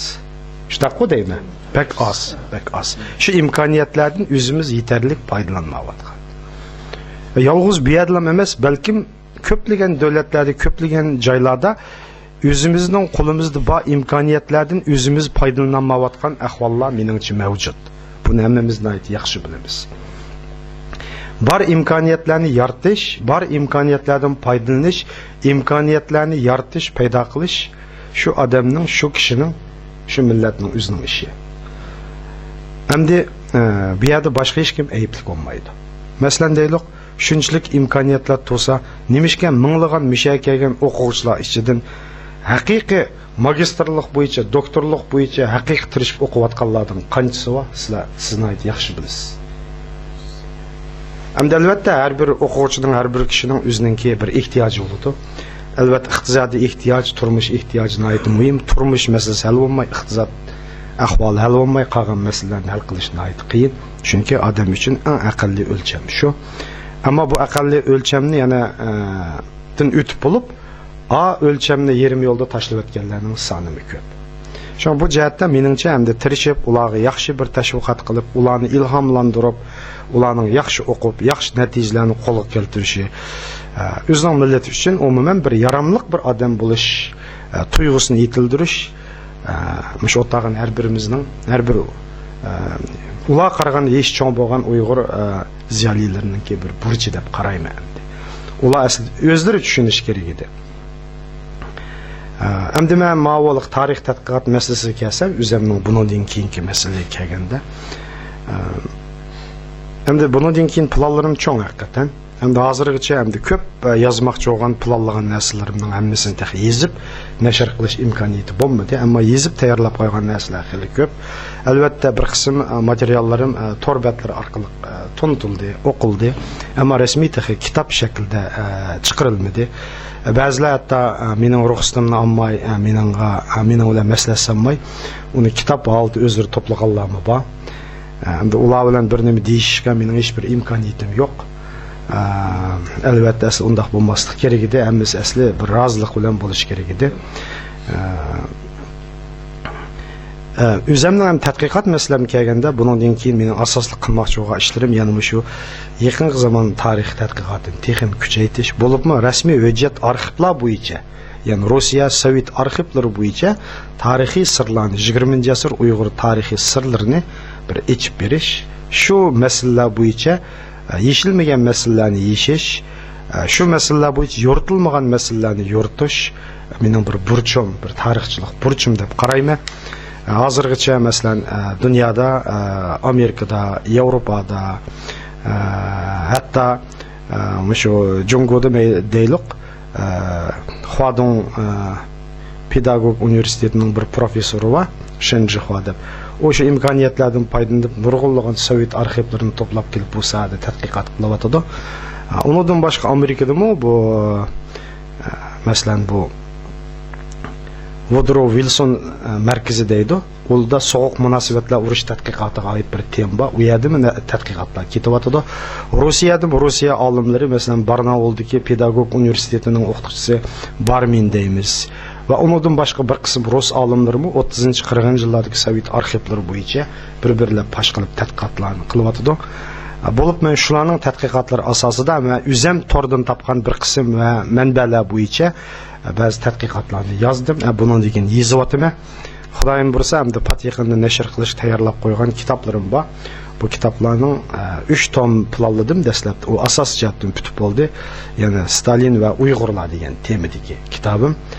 İnşallah patiyaqinda hamda bir-birlab nashr qilindi deb qarayman. Bu bir ilmiy tadqiqot, ilmiy tekshirish asosida yozilgan kitob, qandaqdir hissiyot bo'yicha yozilgan narsa emas.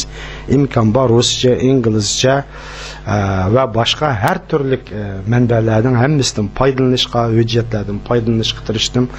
Masalalarni betaraflik bilan xulosa chiqarishdan emas, ko'p taraflarga qarab Uyg'ur manbalarini asos qilib yakun chiqarishga tirishdim.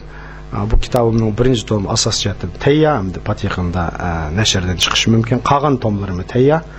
Bu asosligi shu 20-asrning birinchi yarmidagi diplomatik munosabat tarixi.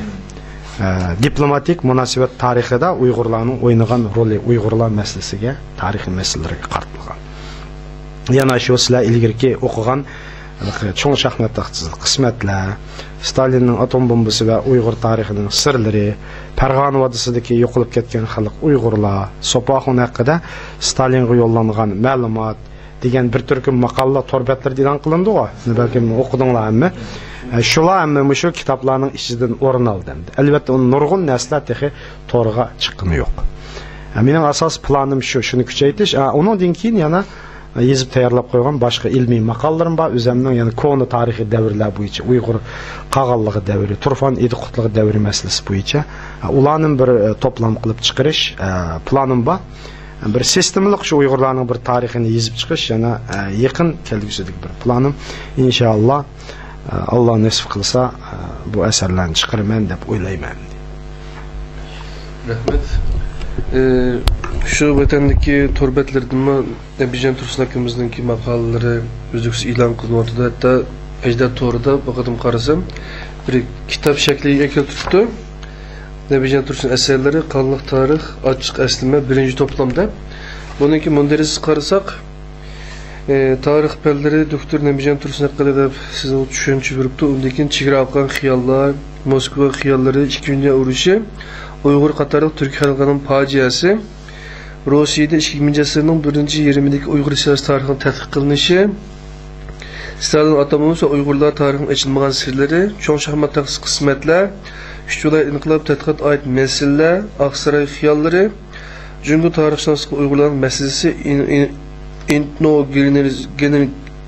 etnogenezi. Yaman tasvir qildim. O'rta Yevro Osiyodagi asarlik millatlar, Murat Nasurov haqida, Murat Nasurov va men Murat Nasurovning vafotiga 2 yil to'shqanda O'sh fojiasi, Qizil imperiya mirosi, Turkiston muxtoriyatining mustaqil turkiy jumhuriyatlarigacha deganlarni to'plab berilmoqda. Bularni siz nurg'un tarixiy manbalardan foydalanib yozdingiz, aqchon. Bu yerda tilg'ilmagan boshqa asarlaringiz bo'lishi mumkin. O to'g'riliq qisqacha so'zlab beramiz. Albatta bu to'plamlarni men tayyorlamadim. Oldin deb qo'yay. Men chiqarmadim. Chunki buni o'qirmanlarim, balki mening asarlarimni yaxshi ko'rgan, so'ygan o'qirmanlar o'zlarining aktivligi bilan tayyorlagan bo'lishi mumkin. Shundaymi? Bunday ahvollar burunmi bo'lgan? Balki mening asarlarimni shunday o'zi yig'ib, o'zi to'plab, ya'ni boshqa tog'larga taqdim etganlar bo'lishi mumkin. Bunun hammasi balki bir kishining yozgan asarini o'qib, uningdan bir huzur olgan odamning, ham uningdan bir foyda his qilgan odamning, ya'ni ma'naviy foyda his qilgan odamning amgigi deb qarayman. Әсі қайды бойчағанда бұндақ менің әсәрлерімді топлығалла, маған хәбәрләндірсе, менің разылығым асатаз. Яқшы болады. Әмма менің ойлам бұндақ бір мünasibət болмағанлығы үшін, әлбәттә бұл китапларның әмісіне рәсмийлік топлан китап дегілі болмайды. Сәбәп неме десеңіз, бұл менің торда илан қылынған мақалла, тек оның айығы илан қылынмаған. Нұрғылларының тек имлалары тәкшүрілмеген. Нұрғылларының тек ақсығы пайдаланған әсәрлерінің каталогы кіргізілмеген. Ahırı çıkmagan, yani bir kıtım tekşürülmeyen, fakat torda parçalar ilan kılıngan eserlerde, ulan hem de yaxşı bir rətləmək, tekşürmək asasında özleri toplap çıkargan bolsa, özlerinin işi. Ben hem de Xudayım bursa, bulanın hemmisini toplap, rətləp, makallarını resmi bir-birlep tekşürüp, onun bir İngilizce düşençilerini yezip, hatta Türkçe, onu resmi bir akademilik neşriyatlar arkalık, ilmi tədqiqatçılarının yaxşı baha sözləri arqılıq, fikir sözləri arqılıq, mındaq bir ilmi rəvişdə çıxağın ba. Bunun içi yəni, bu burunqı maqallarken, kirmək qağalları varken, məsələn, Sopaxun haqqında Stalinga yollanğan doklad, Pərğanı Vaddısında yoxulub ketken xalq Uyğurlar və onundan başqalar bir qism əsərlər kirməyəndə qılıdı. İnim doğruluq yazgan bir maqala. O inim doğrusu da, yani mesela benim inim Doktor Abdurrahim Tursun degan temadik maqalamı kirmepti. Tek bu yeni maqalalar boğaşqa kirmeyen buluşu mümkün. Bu albatta bu maqalaların hemmisininki meyli qandaq olmasın, tek to'liq bo'lmagan taqdirdimi, ya'ni shu o'zimning tadqiqotlarimning bir qismi, ya'ni manbalar, materiallar asosida, tekshirishlar asosida chiqarilgan. Hargiz bir narsani aniqlamay turib, tekshirmay turib, bir manbalarga tayanmay turib, men bir narsadan ishtik xulosa chiqarib etkim kelmaydi. Cho'qim bir yakunlasam, oldi bilan qarab chiqsam materiallarni, manbalarni silishtirsam deb qarayman. Rahmat. Min söhbət yaxşı davam qılvatıdı, vaqtma birgəki badı. Şuna olsama, yine bir sualımız var. Yani bunun Uyghur Akademisi'nin kütüdüğün ümid və fikirləriniz bolsa, biz gibi sözləb bəsiniz, biz təxim yaxşı işləsək, bolsa bizdən şu yaxşı tarix oxuyan ballarını təşkilləb, tercüman kolunu iş kıldıran tercüman ballarını teşkiller sizden eserlerinizni bu Türkçe'yi tercüme kısa bir grubu şekillendirecek diğer ümitlerimizin var. İnşallah bu cihetten biz yaxşı bir hizmet kılışımız mümkün. Bu cihetten Uyghur Akademisi'nin meyli başka cihetlerde olsun. Bizden kütüdüğün ümitlerimiz olsa biz gibi şu fikirlerini beğensiniz.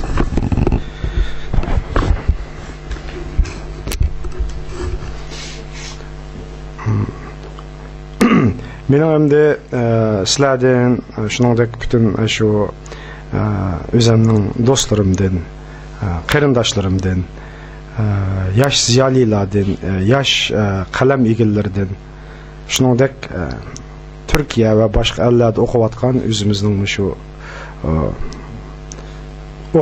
okuğucu dostlarımızdan, master meyle doktor okuvatkan olsun, ya ki bakalavrlık boyunca okuvatkan olsun, kütüdüğün ümitler zor. Kütüdüğün ümitler zor. Elbette sizlerin bu ilmi tədqiqat cemiyetinle hesaplanılan Uyghur Akademiya cemiyetinladımı kütüdüğün ümidim nait zor. Uyghur Akademiya cemiyetinin kütüdüğün ümidim nait zor. Hem de bu ilmi faaliyetlerini küçeytiş, ilmi tədqiqatını küçeytiş, yaş evlatlarını texnik köp tərbiyələş, Uyghurlarının bir sistemlik ilim fənnin hər qaysı sahaları boyunca, medeniyet ve başka hem sahaları boyunca tədqiqat qılalaydıgan, hər qaysı dövlət, hər qaysı universitetlarda bir başlamçı alimlar sübütüdə rol oynayalaydıgan, yetekçi alimlar sübütüdə xizmət qılalaydıgan, təsir göstərləydigan bir alimlar qoşununun buluşumu nait mühim. Bir millet degende bir milletinin siyasətini buluş gerek, bir milletinin siyasətini buluş gerek, bir milletinin medeniyetini buluş gerek, səniyetini buluş gerek, dinin buluş gerek, hem sahası buluş gerek. Undaq boğanda o millet nait sistemlik bir hakiki millet bulup şekillenəliydi. Hakiki millet bulup qət götürəliydi. Hem de ilim fənmi bir millet üçün nait mühim. Bugün gündə nurgulluğun Uyghur ziyalileri Amerika, Yaponiya, Türkiye, Avrupa ve başka Uyghur eli ve başka her qaysı ellerde, har qaysi joylarda yetakchi olimlar sifatida xizmat qilyotdi. Ularning to'pisi zo'r. Bundan keyin bu son bu soha texnik ko'payishi, kuchayishi kerak deb qarayman. Mening bu jihatdan kutadigan umidim zo'r. Shaxsan o'zimdan kutadigan umidim zo'r, o'zimga cho'ng talab qo'yaman, o'zimdan kutadigan umidimni amalga oshirish uchun cho'qim o'zimga o'zim oldi bilan qattiq talab qo'yishim kerak. Hamma odam shunday qilish kerak deb o'ylayman. To'g'ri dedingiz. Hammamiz o'zimizni kuchaysak, millatimiz uchun xizmat qilamiz, vatanimiz uchun xizmat qilamiz deymiz-da. Albatta bu o'zimizdan boshlanadi. O'zimiz uchun yaxshi xizmat qila olsak, o'zimiz yaxshi mablag' sola olsak, ilmni yaxshi o'rgansak, inshaalloh kelgusida biz sizga o'xshash va boshqa olimlarimizga o'xshash va atrofimizdagi olimlarimizga o'xshash texnik yaxshi xizmat qilishimiz mumkin. Umidimiz bek zo'r. Turkiyada o'qish qiziqligi bek yuqori ko'tarilyapti. Bu yerga kelgan o'quvchilar bek chiq. Bo'lsa inshaalloh Turkiyada o'qiyotgan va boshqa davlatlarda o'qiyotgan o'quvchilarning Uyg'ur akademiyasi hozir yangi qurdik. 3-4 yil bo'ldi. Biz hozir o'qiyotgan o'quvchilar balkim 3-4 yildan keyin bizning Uyg'ur akademiyasininki doktorlari, jamiyatimizning a'zolari bular bizni texnik kuchlantirdi, bizga texnik qon birdi, bizni kelgusimizdagi haqiqiy Uyg'ur akademiyasini qurish uchun yan tayoq bo'ladi deb o'ylaymiz. Rahmat sizga. Endi suhbatning oxiriga kelib qoldik. Ya'ni Turg'un doktorning bir savollari bo'lsa. Rahmat. Mening bir savolim bor. İniniz merhum Abdurim Tursun efendi şu felsefe kesbide doktorluğunu elip ciddi hizmetlerini kılan, ciddi ilmi emgigi var. Nurgun makalını elan kıldı, jurnallarda kitapları elan kılındı. Hem de bir kısım mühim çetelerdeki devlet kütüphanlığa bu ilmi emgikleri koyuldu. Ama tüyoksuz kişilik sebebinden aramızdan ayrıldı. Bu könlümüzün ait perişan kıldı. Biz Uygur Akademisi olarak biz torbetimizde tezemizini bildirgendik. Muş sebepten ininiz hakkında yapkan kılan ilmi emgekler hakkında biraz kısaca düşünce bergen bolsanız dep qarayman. Sizning mening inim haqida so'ragan savolinizga ko'p rahmat. Albatta men inimningki hayotini eslash men uchun nihoyat bir ko'ngillik ham nihoyat bir ichinishlik bir tuyg'u ato qildi. Albatta inimningki bosgan hayot izlari men uchun oldi bilan mening qarindishim bo'lish sifati bilan menga unutilmasdir. Albatta uning ham nurg'unlagan do'stlari bor, do'stlarim cho'qim uni hech qachon unutmaydi deb o'ylayman. Shundaqla uni yaxshi bilgan, uning asarlarini o'qigan, uni tushungan nurg'unlagan uning do'stlari va uni tushungan, bilgan insonlar yana uni o'xshashla aslaydi, xotirlaydi deb o'ylayman, ishonaman. Shuning uchun men sizlarni o'zingizlarning inim vafot bo'lgandan keyin torbetinglarda maxsus ta'ziya yezib, uning hayot izlarini tanishtirib, ba'zi bir faoliyatlarni qildinglar. Sizlarga ko'p rahmat. U albatta mening bilan sizlarning tanish bo'lganliginglar uchun emas, oldindan inimga bo'lgan hurmatinglar yuzsidan, bir qalbdosh bo'lganliginglar yuzsidan bo'lgan ish deb qarayman. Endi inim Abdurim Tursun, o o'zi 1973-yil tug'ilgan edi. 40 yoshida bu yil 7-oyning 6-kuni vafot bo'ldi. Azroq bir yurak kesili bog'lig'i bayqalgan edi. Endi bu bizning men uchun emas, bizning oilamiz uchun cho'ng bir yo'qotish. Uning oldida 5-oyning 22-sida onam vafot bo'lgan. Onamdan 45 kun keyin inim vafot bo'ldi. Shu bu men uchun nihoyat bir ko'ngilsizlik, ammo insonning taqdiri endi hammasi o'zining o'rinlashtirishi bo'yicha ma'noda alakumullah deyishdan boshqa bizning amalimiz yo'q. Mening qildigan ishim shu inimning yozgan asarlarini davomli yana ratlab, nashr qilinmagan asarlarni ratlab, qaytadan to'g'izib nashr qilib, oqurmanlar bilan ko'rishtirish uchun uni yozib qoldirib qo'ygan bir qism asarlari bor. Uning eng muhim bir qism asarlari rus tilida yozilib nashr qilinib bo'lgan ayni vaqtida undan keyin yozgan asarlar bo'lsa-mu ko'pincha nashr qilinmagan. Bo'libmi inimninki eng muhim asarlardan biri uning shu dastlabki o'rta asar Uyg'ur falsafiy fikrlari nomli kitobi. U 2002-yili Bishkekda ilm nashriyat tarafidan nashr qilingan rus tilida. O kitobdan shu O'rta Osiyodagi, Rossiyadagi rus tillik olimlar Uyg'urlarning shu davr O'rta Osiyo tarixini tadqiq qilishda bo'libmi, shu davrdagi falsafiy fikrlarni tadqiq qilishda muhim bir material sifatida hozirgacha foydalanyotadi, ishlatyotadi. Hatta o kitob Amerikadagi bir qism davlat kutubxonalariga, bir qism universitetlarning kutubxonalariga setib olinib qo'yilgan ekan. Men undan o inim hayot vaqtida men o'zim xabarsiz qoldim. Keyin vafot bo'lgandan keyin undan xabar topdim. Albatta bu ishdan boshtaroq xabar tepib inimni xabarlantirgan bo'lsam, balkim u nayt xo'sh bo'lgan bo'lardi. İnim asaslık bütün hayatını özü o şu Uygurlarning falsafa tadqiqotiga bag'ishlagandi. O Qirg'iziston Fanlar Akademiyasida bir ataqliq olim bor, Uygurlarning falsafa sohasi bo'yicha akademiklardan biri. Hozir yaşı 90ga yaqinlashib qoldi. Professor Aziz Narimboyevning o'quvchisi, uningda 6 yil o'qidi. O'qib shu asosligi Uygurlarning islomiyat davridan ilgirki falsafiy fikrlar ustida tadqiqot yurgizdi. Bo'libmi buddizm davri, yani Turpan İdiqutluğu ve onun aldığındaki devirlerdeki Uygurlardaki bu felsefi fikirler üstüde izlengen. Asaslığı yani Sınqusali Tutun deyimiz ve başka Uygur klasik şu devirdeki şairleri, tercümalları, feylesoflarının eserleri asası tədqiqat yürgüzgen. Bu cihette o köp izlengen. Rusça, İngilizce, Xança, Türkçe, elbette Qırğızçını yaxşı bilgan, Qırğızça ve başka tillarning hammasini o'rgangan, rus tilini yaxshi o'rgangan, rus tilida bevosita shu dissertatsiyalarni yozgan.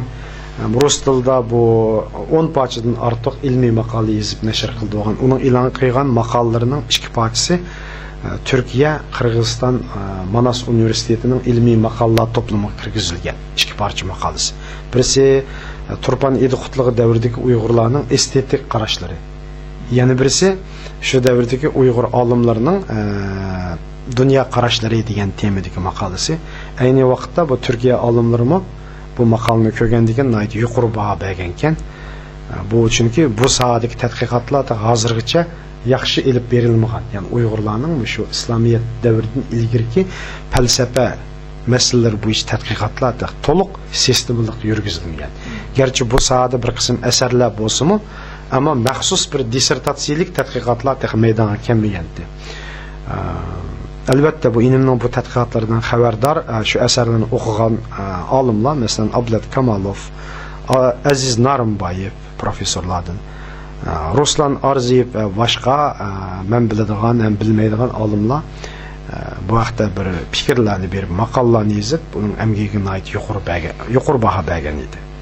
Endi inim yana ko'plagan planlarni tuzgan, tadqiqotlarni texmi yaxshi elib berib, texmi cho'nqurlashtirish bir orzularda bo'lgandi, lekin u o'qish bitirib kelgandan keyin bir ish tepish, bir ishlash imkoniyatiga ega bo'lolmay, turli sabablar tufaylidan ahire andan özü bir kasbiy bir ticaret işleri bilan shug'ullanib bilgan rus tili orqali shuning bilan o'zimning turmushimni o'zim qamday degan o'yga kelib o'zi baqqadi qisqasi o'zining turmush yo'lini o'zi hal qilgan.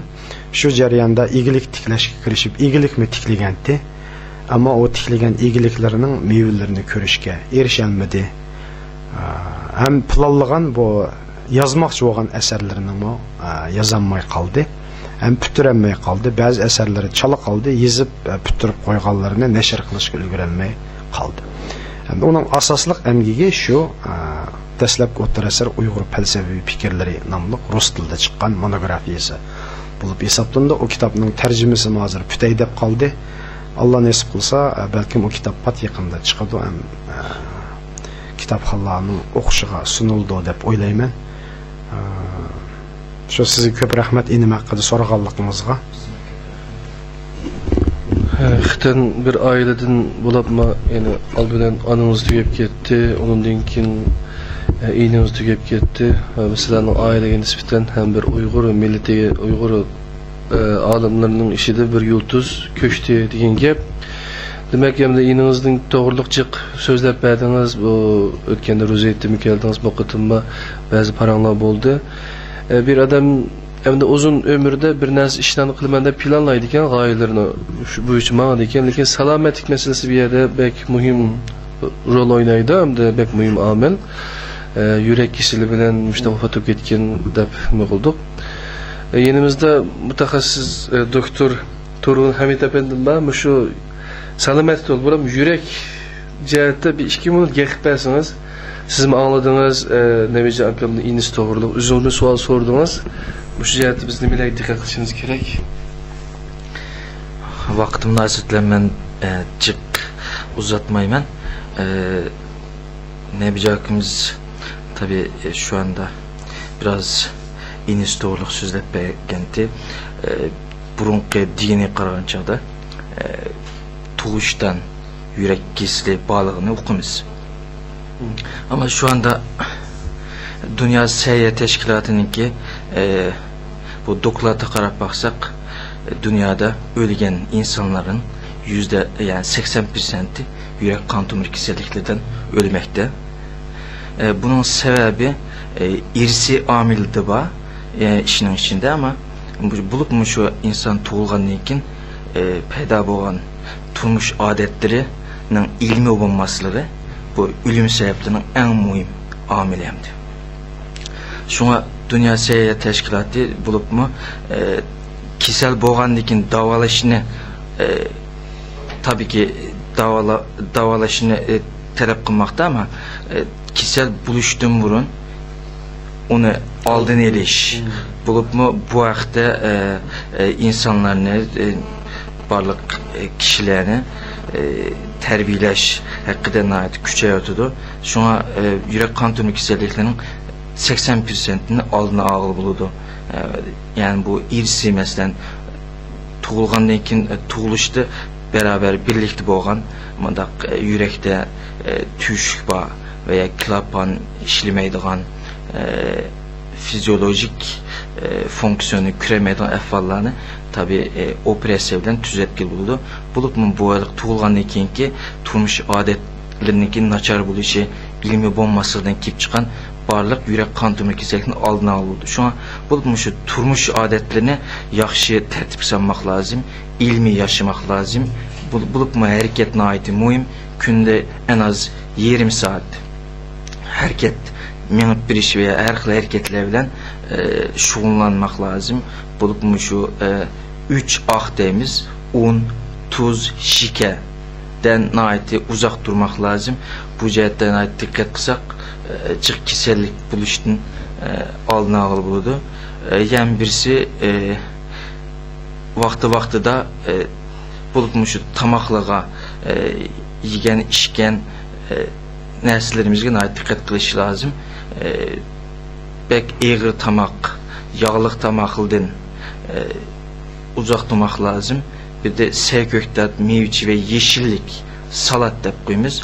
Bularını pat istimal kılıp bulup mu şu Həsə Hüseyin'nin rengi de her xil renkteki yemek içmekten yemek lazım. Bir de zavuttan çıkan hazır teyya tamaklıdan teyya bu yemek içmekten uzaktısak bulup mu tabi uzuklansak en mühimi bu dep qarayman. Rahmet. Demek ten sağlamlık, zor baylık, sağlam tende sap akıl deydi.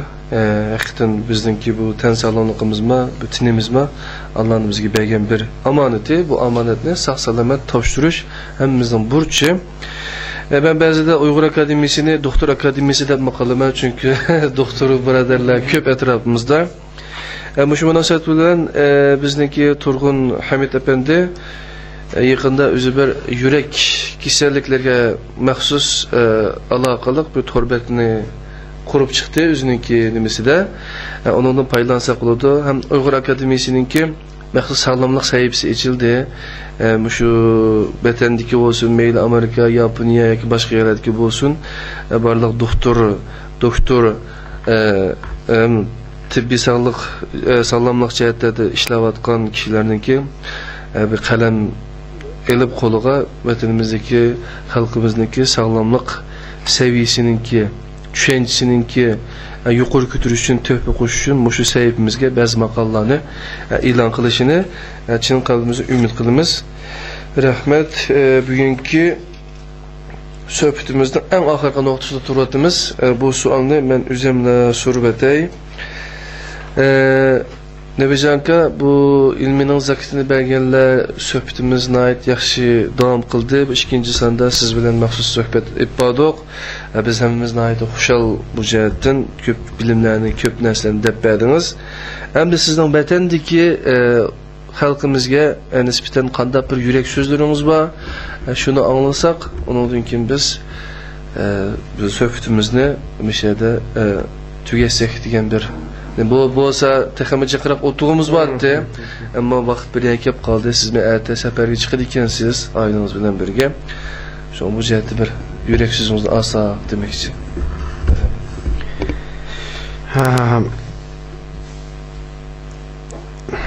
Mening endi vatandagi qarindoshlarga, u yerdagi xalqimizga, do'st yoralarimizga, urug' tuqqan qarindosh birodarlarimizga albatta nurg'unlagan tilaklarimiz var, nurg'unlagan arzularimiz var, yetkizdigan. Eng muhimi salomatchilik. Har bir kishi o'zining arzu armonlari bo'yicha, o'zlarining kutgan umidlari bo'yicha, umidvorlik ichida, ishonch ichida yashasa, hamma kishi oxir ko'zlagan o'zining umidlariga, arzu armonlariga, baxtlariga yetalaydi deb o'ylayman. Agarda har bir kishi o'zining ko'zlagan maqsadidan umidsizlansa, o'zining arzu armonlariga o'zi ishonmasa, meningcha bu arzu armonlar balkim amalga oshmasligi mumkin. O'tag'an har birimizning ayni vaqtda nurg'unlagan arzu armonlarimiz bo'lgandi. Balkim hayotimizni aslasak, ko'zlagan nurg'un arzu armonlarimiz amalga oshgan. Shundaqmi? Buning o'zimiz arzu armonlarimizning amalga oshganligini o'zimiz xulosalay olamiz. Hem aşmağanlığını mı, bazılarının aşmağanlığını mı xulosalay olamiz. Men ishlamankin çoxum en yaxshi, aq niyatlik, güzel arzu armonlar çoxum amalga oshadi. Şu xalqimizning şu ko'zlagan arzu armonlarining, ko'zlagan baxt saodatlarining amalga oshishini chin yuragimdan umid qilaman ham tilayman Allohdan. Rahmat, qadrli ko'rmanlar va bizniki bu suhbatimizda bo'lgan doktor Ahmadjon Po'lat, doktor Murat Orxun, doktor Nabijon Tursun efendim ve doktor Turg'un Hamid efendimden ve operatör Zikrullah qarindishimizdan hammamizdan Allah razı olsun, rahmat. Yine ilminin zakatini berganlar 3. sonda veya ki bundaki başka sonlarda görüş için hammalarni Allah'a topshirma. Assalomu alaykum ve rahmetullahi ve berekatuh.